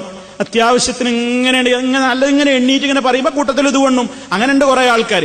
ഒന്നും ആള് വളരെ സൈലന്റാ. മുപ്പര് ഒരു പരിപാടിക്കും പോകില്ല, ഒന്നും കേൾക്കൂല. പിന്നെന്താ, വീട്ടില് ഒതുങ്ങിയിരിക്കുക, ടിവിയുടെ മുമ്പിൽ ഇങ്ങനെ വളരെ ശാന്തമായിട്ട് ഇങ്ങനെ ഇരിക്കും. ക്ലാസ്സുകളോ ഖുർആൻ ക്ലാസ്സോ ഇനി പള്ളിയിൽ നിസ്കരിച്ച് ജുമാക്ക് പോണിന് വിരോധമൊന്നും മൂപ്പരിക്കില്ല. എപ്പോഴെങ്കിലൊക്കെ ഒന്ന് പോകും, പിന്നെ കുഴപ്പമൊന്നുമില്ല. അവിടെയൊക്കെ ആവേശം ഉണരില്ല. അപ്പോഴറിയാം ബാപ്പയൊന്ന് മരിച്ചു പോയോക്കണം, അല്ലെങ്കിൽ ഉമ്മയൊന്ന് മരിച്ചു പോയോക്കണം. മുതലോരി വെക്കുമ്പോ കാണാം മൂപ്പരുടെ സ്പിരിറ്റ്. ഇസ്ലാമാർക്ക പ്രകാരമുള്ള മുതൽ എനിക്ക് കിട്ടണം എന്നാ മൂപ്പര് ചാടി എണീറ്റ് പറയാ. അപ്പൊ ഇസ്ലാം ഉണരും. അപ്പൊ ഇസ്ലാം ഇങ്ങോട്ട് ഉണരില്ല. അതുവരെ ഇസ്ലാമിന്റെ ഏത് നിയമം കേട്ടാലും കുഴപ്പമില്ലാന്ന്, അങ്ങനെയൊക്കെ തന്നെയല്ലേ ഇപ്പോഴത്തെ കാലത്ത്. ഇപ്പൊ അങ്ങനെയൊക്കെ നോക്കിയാൽ നടക്കുവോ? മുഴുക്കുടിയനൊന്നും അല്ലല്ലോ, അതാ ചോദ്യം. ഇപ്പൊ മാപ്പിളിനെ അന്വേഷിക്കുമ്പോ എല്ലാരും ചോദ്യം അതായി മാറിയിരിക്കുന്നു. കുടിക്കോന്ന് ചോദിക്കുന്നത് ഇപ്പൊ ഔട്ട് ഓഫ് ഫാഷനാണ്. കുടിക്കാത്ത ഒരാളെ ഇന്നത്തെ കാലത്ത് കിട്ടുമോ? വെള്ളം കുടിക്കല്ലേ, മറ്റേ വെള്ള പറയുന്നത്. അപ്പൊ കുടിക്കോ നല്ലപ്പത്തെ ചോദ്യം. മുഴുക്കുടിയനാണോ? അതേപ്പോ ചോദിക്കുന്നുള്ളൂ. കാരണം ഇപ്പോഴത്തെ കാലത്ത് പ്രൈമറി തലം തൊട്ട് പുകച്ചുരുളിന്റെ വക്താക്കളാണ് കുട്ടികൾ. 7ാം ക്ലാസ് തൊട്ട് 7 അല്ല 5, 6 മുതൽക്കൊക്കെ എല്ലാ വൃത്തികേടുകളും അവർ കാണുന്നുണ്ട്. കാരണം നമ്മൾ നല്ല മൊബൈലല്ലേ മേടിച്ചു കൊടുത്ത്, വീട്ടിൽ വന്നാൽ അവരെല്ലാം കാണുന്നുണ്ട്. നിങ്ങൾക്കറിയാത്ത പലരും അവർ വേണമെങ്കിൽ നിങ്ങൾക്ക് അറിയാത്ത പലതിലും അവർക്കിന്ന് ഡോക്ടറേറ്റ് ഉണ്ട്. അങ്ങനെ അവർ പലതും അറിഞ്ഞിട്ടുണ്ട്. അവർ മദ്യം രുചിക്കുന്നുണ്ട്, അവർ പുകച്ചുരുളുകൾ ആസ്വദിക്കുന്നുണ്ട്, എല്ലാവർക്കും ഉണ്ട്. അപ്പൊ ഇന്നത്തെ വളരുന്ന തലമുറ അങ്ങനെയാ വളരുന്നത്. അവരെല്ലാം കണ്ടും കേട്ടൊക്കെ തന്നെ വളരുന്നത്. അതുകൊണ്ട് തന്നെ ഇപ്പോഴത്തെ കാലത്ത് ഇപ്പൊ നമ്മളങ്ങനെ നോക്കിയാൽ മകള് വീട്ടിലിരിക്കലേ ഉണ്ടാവുള്ളൂ. മുഴുക്കുടിയനൊന്നും അല്ലാതിരുന്നാ മതി, അത് കെട്ടിച്ചു കൊടുക്കന്നെ. അതൊന്നും വേണ്ടാന്നാ ഇസ്ലാം പറയണം. നല്ലോണം പ്രാർത്ഥിച്ചോളി. പെൺമക്കളെല്ലാവരും രക്ഷിതാക്കളും എല്ലാവരും പ്രാർത്ഥിക്കണം നല്ല വധുവരന്മാരെ കിട്ടാൻ. ഇതൊരു വല്ലാത്ത വിഷയമാണ്. ഇസ്ലാം അതിന് വലിയ പ്രാധാന്യമാണ് നൽകിയിരിക്കുന്നത്. ഇസ്ലാം പറയുന്നതല്ലേ, ഈ ഫിത്ന ഫസാദ് ലോകത്തുണ്ടാകും. വെറും പണ്ടവും മുതലും സ്വത്തും മാത്രം നോക്കി മതബോധത്തിന് മതബോധം എന്ന മാനദണ്ഡത്തിന് ഒരു വിലയും കൽപ്പിക്കാതെയായാൽ ഈ സമൂഹത്തിൽ അവിവാഹിതരുടെ എണ്ണം പെരുകും. വിവാഹം കഴിക്കാത്ത സ്ത്രീകളുടെയും പുരുഷന്മാരുടെയും എണ്ണം പെരുകും. അവരുടെ എണ്ണം പെരുകിയാൽ ലോകത്ത് സംഭവിക്കാൻ പോകുന്ന ദുരന്തം എന്താണ് ദുരന്തം? വ്യഭിചാരം വർദ്ധിക്കും. അന്ത്യനാളിന്റെ ലക്ഷണമായി കൊണ്ട് നബി സല്ലല്ലാഹു അലൈഹി വസല്ലം പറഞ്ഞില്ലേ, ഇക്സുറുസ്സിനാ, വേശ്യാവൃത്തി അധികരിക്കും. ആ രൂപത്തിലുള്ള പ്രശ്നങ്ങളിലേക്ക് പോകും. അതുകൊണ്ട് ഇസ്ലാം പറയണേ, കുറച്ചൊക്കെ മുതലും കാണാൻ വലിയൊരു തകരാറൊന്നും ഇല്ലെങ്കിൽ കെട്ടിച്ചു കൊടുത്തേക്ക്, അല്ലെങ്കിൽ പെണ്ണിനങ്ങോട്ട് കെട്ടിക്കോ. എല്ലാം നോക്കി നടന്നാൽ ഇങ്ങനെ മൂത്ത് നിൽക്കും. നിങ്ങൾ കല്യാണം കഴിക്കൂല, നിങ്ങളും കഴിക്കൂല, ആ പെണ്ണിനും കിട്ടൂല. പല നിസ്സാര കാരണങ്ങൾ പറഞ്ഞുകൊണ്ട് രക്ഷിതാക്കൾ ഇങ്ങനെ മാറി നിൽക്കണം. ദീനും സംസ്കാരമൊക്കെ ഉണ്ട്, പക്ഷെ അത് പോരാ. നമുക്കൊത്തതായില്ല എന്നാ പറയാ. നമുക്കൊത്തതാണ്ടായിട്ടില്ല. നമ്മളെ വീട്ടിലേക്ക് കയറി വരാൻ പറ്റിയൊരു ചക്കനല്ല. എന്താ കാണാൻ കുഴപ്പമില്ല, ധനം കാശ് കുറവാണ്, സൗകര്യങ്ങൾ കുറവാണ് എന്നൊക്കെ പറഞ്ഞ് നീട്ടിയിട്ട് തന്റെ മുറ്റത്തേക്ക് തന്നിലേക്ക് വന്ന യഥാർത്ഥമായ നിഅമത്തിനെ തട്ടിവിട്ട എത്രയോ രക്ഷിതാക്കൾ ആ രക്ഷിതാക്കൾ കാരണത്താൽ ആ പെൺമക്കൾ ഇന്നും കണ്ണുനീര് കുടിക്കേണ്ടി വരുന്നു. ചുറ്റുഭാഗത്തേക്കും കണ്ണോടിച്ചു നോക്കിയാൽ കാണാം. നിസ്സാര കാരണങ്ങൾ പറഞ്ഞിട്ട് ബാപ്പ മുടക്കിയ വിവാഹം കാരണത്താൽ ആ പെൺകുട്ടികൾ വിചാരിച്ചു പോവുകയാണ് ഈ ബാപ്പയാണ് അതിന് കാരണക്കാരൻ. നല്ലൊരു ബന്ധം എനിക്ക് വന്നതായിരുന്നു, എനിക്കിഷ്ടായിരുന്നു. പക്ഷെ എന്റെ ബാപ്പന്റെ ആ ഒരു സ്റ്റാറ്റസ് കോ നിലനിർത്താൻ, അല്ലെങ്കിൽ ബാപ്പന്റെ അന്തസ് നിലനിർത്താൻ, ബാപ്പയുടെ വലിയ ആഭിജാത്യം തറവാടിത്തൊക്കെ മേന്മ പറഞ്ഞിട്ട് നല്ലൊരു പുതിയാപ്പള എനിക്ക് വന്നത് മുടക്കി. ആ ആള് പിന്നെ വേറെ കല്യാണം കഴിച്ച് കുട്ടിക്ക് 10 വയസ്സായപ്പോഴും ഈ പെണ്ണിന്റെ കല്യാണം കഴിഞ്ഞിട്ടില്ല. വിവാഹം മുടക്കപ്പെടുകയാണ്. എന്തൊക്കെ കാരണങ്ങൾ പറഞ്ഞിട്ട് മുടക്കപ്പെടും, നീട്ടിയിടും. പഠിക്കുകയാണെന്ന് പറഞ്ഞ് നീട്ടിയിടും. ഒത്ത ഒരു പുതിയാപ്പളയെ വരണ കിട്ടിയാൽ ദീനും സ്വഭാവവും നിങ്ങൾക്ക് ഇഷ്ടമായെങ്കിൽ, ദീനും സ്വഭാവവുമാണ് പ്രധാനം, മറ്റുള്ളതൊക്കെ അപ്രധാനമാണ്. നോക്കണ്ടതല്ല, എല്ലാം നോക്കിക്കോ. നല്ല ഭംഗിയുള്ള ചെറുപ്പക്കാരനെ പുതിയാപ്പളെ നോക്കിക്കോ, സമ്പത്തുള്ളവനെ ഒക്കെ നോക്കിക്കോ. പക്ഷെ ഇത് മാനദണ്ഡമാണെന്നർത്ഥം. ഇതിനാണ് പ്രാധാന്യം. ഇതില്ലെങ്കിൽ പിന്നെ വേറെ എന്തുണ്ടായിട്ടും കാര്യമില്ല. കാരണം എന്താ, ഇങ്ങനെ കുടിയനും അല്ലാത്തവനും ദീനില്ലാത്തവനൊക്കെ ആയിട്ട് ഓരോരുത്തർ കയറി വന്നു കഴിഞ്ഞാൽ എന്താണ് സംഭവിക്കാൻ പോകുന്നത്? ഒരായുഷ്കാലം മുഴുവനും വിധി എഴുതപ്പെടുകയാണ്. കാരണം നമ്മൾ മനസ്സിലാക്കണം, ഒരാണിനെ സംബന്ധിച്ചിടത്തോളം എപ്പോൾ മൊഴി ചൊല്ലിയാലും അവർ രണ്ടാമത്തൊരു പെണ്ണിനെ കിട്ടാൻ പലപ്പോഴും പ്രയാസമല്ല. ഒരാണിന് വേണമെങ്കിൽ ഒരു പെണ്ണിനെ രണ്ടാമതും കല്യാണം കഴിക്കാൻ പ്രയാസമില്ല. ദേവസരത്തിൽ സുഹൃത്തുക്കളെ ആയത്തും ഹദീസും ഒന്നും ഓതാതെ നമുക്കറിയില്ലേ? നമ്മുടെയൊക്കെ നാട്ടുനടപ്പനുസരിച്ചൊരു പെണ്ണങ്ങ് മൊഴി ചൊല്ലപ്പെട്ടാൽ രണ്ടാമത്തൊരു വിവാഹം ആ പെണ്ണിന് കിട്ടുന്നത് ഒരു പ്രശ്നം തന്നെയാണ്. ആണുങ്ങൾക്ക് പെണ്ണ് അത്രയും കിട്ടും, പെണ്ണങ്ങനെയല്ല. ഒരു പെണ്ണ് മൊഴി ചൊല്ലപ്പെട്ട് കഴിഞ്ഞാൽ വിവാഹ മാർക്കറ്റിൽ അവൾ സെക്കൻഡായി, പിന്നെ ആർക്കും വേണ്ട. അതൊന്നും ഒരു 11 ദിവസം അവർ കഴിഞ്ഞിട്ടുള്ളൂ എന്നൊക്കെ പറഞ്ഞാലും എന്നാലും 15 ദിവസം കഴിഞ്ഞില്ലേ എന്നാണ് ചോദിക്കുക. നിക്കാഹ് കഴിഞ്ഞിട്ടുള്ളൂ, 1 ദിവസം താമസിച്ചിട്ടുള്ളൂ, എന്നാലും 1 ദിവസം കഴിഞ്ഞില്ലേ? അല്ലെ, വിവാഹം കഴിഞ്ഞ് നിക്കാഹ് കഴിഞ്ഞിട്ടേ ഉണ്ടായിരുന്നുള്ളൂ എന്ന് പറയാം, എന്നാലും കഴിഞ്ഞില്ലേ? കണ്ടോ, എന്നാലും എന്തായിരുന്നാലും കൈമാറിയില്ലേ, പിന്നെ സെക്കൻഡ് ഉണ്ടായി. അതാണ് നമ്മളെ വിവാഹ കമ്പോളം എന്ന് പറയുന്നത്. അതുകൊണ്ട് തന്നെ ഇസ്ലാം പറയുന്നത്, ദീനിന് വല്ലാത്ത അക്രമിക്കോ അധർമ്മകാരിക്കോ മദ്യപാനിക്കോ അനിസ്ലാമിക ആചാരക്കാരനോ ഒന്നും കല്യാണം കഴിപ്പിച്ചു കൊടുക്കരുത്. കാരണം എന്താ, പൊങ്ങച്ചത്തിന്റെ പേരിൽ ഇത്തരക്കാർക്ക് വിവാഹം ചെയ്തു കൊടുക്കുന്നവർ തീരാ ശാപം ഏറ്റുവാങ്ങേണ്ടി വരികയാണ്. എന്താ കാരണം? ഇവനിങ്ങനെ കിട്ടുന്നതൊക്കെ കുടിച്ചും കളിച്ചും തീർക്കും. അത് തികയാതെ വരുമ്പോൾ ഭാര്യയുടെ ആഭരണങ്ങൾ ഓരോന്നോരോന്നായിട്ട് അവൻ വിറ്റ് കുടിക്കും, ഓരോന്നോരോന്നാണ് വിൽക്കും. അതും കഴിഞ്ഞാലോ പെണ്ണിനെ പറഞ്ഞയക്കും, ബാപ്പന്റെ അടുത്ത് പോടി മുതല് വാങ്ങിക്കൊണ്ടുവാ. അവിടെ പോയി വാപ്പന്റെ അടുത്തേക്ക് സമ്പത്ത് വാങ്ങിക്കൊണ്ടുവരാൻ നിർബന്ധിക്കും. വെറും കൈയോടെ തിരിച്ചു വന്നാൽ അടിയും ഇടിയും തൊഴിയുമാണ് ഉണ്ടാവുക. എതിർത്താലോ ഒന്നുകിൽ കൊന്നുകളയും, അതല്ലെങ്കിൽ വിവാഹമോചനം നടത്തും, തെരുവിലുപേക്ഷിക്കും.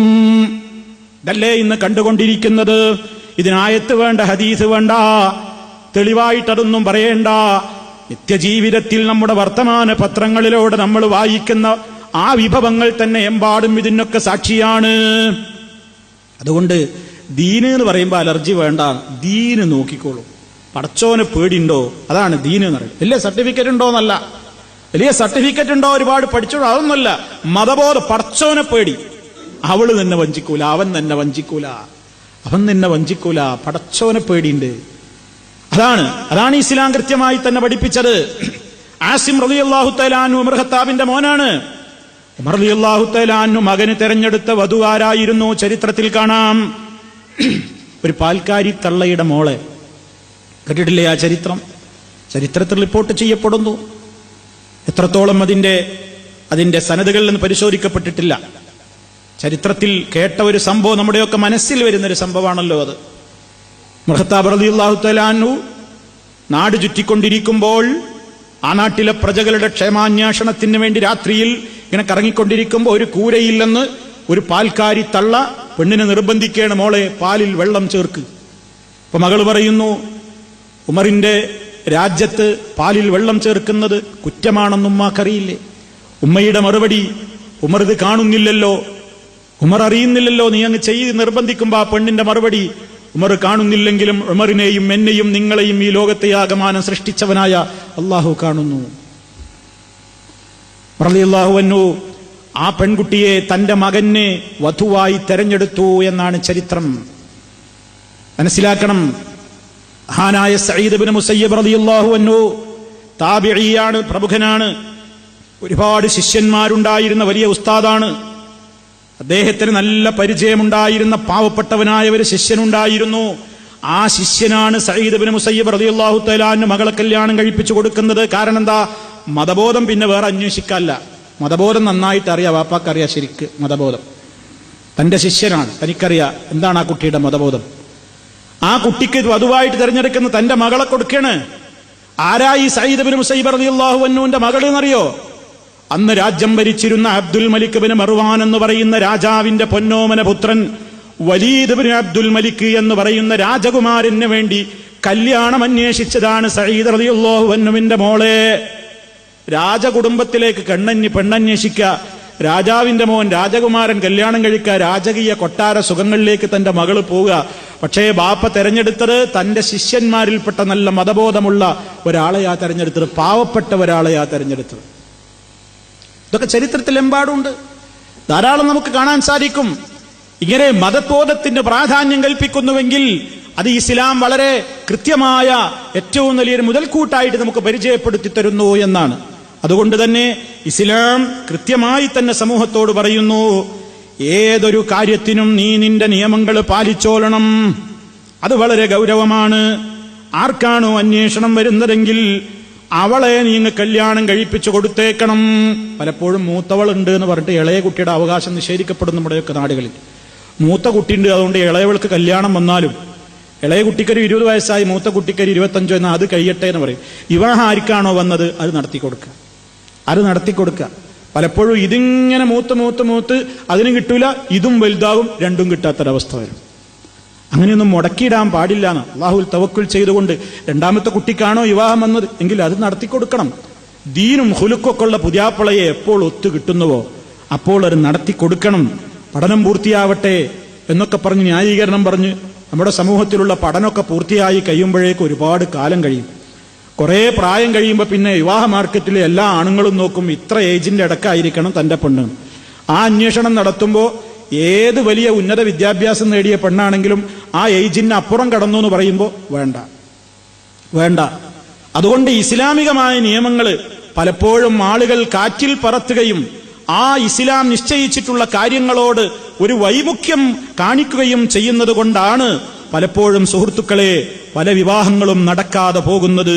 പെണ്ണിനെ മകളോടുള്ള സ്നേഹം കാരണത്താൽ ഇങ്ങനെ നീട്ടിയിട്ടിട്ട് പല പിതാക്കളുടെയും സ്നേഹം പെൺകുട്ടികൾക്ക് പാരയായി പോകുന്ന ദുരന്തമാണ് ഉണ്ടാകാറുള്ളത്. മകളെ സ്നേഹിച്ചിട്ടാണ്. ഒരു ഭർത്താവും മകൾക്കോ മകനോ നല്ലത് വരണ്ടാന്ന് ചിന്തിച്ചിട്ടല്ല, നല്ലത് വരണം എന്നൊക്കെ ചിന്തിച്ചിട്ടാ. പക്ഷെ ചിന്ത കുറച്ച് കൂടിപ്പോയി എന്ന് മാത്രം. അങ്ങനെയുള്ള പല ചിന്തകളും പല പെൺകുട്ടികൾക്കും പാരയായി വരാറുണ്ട്.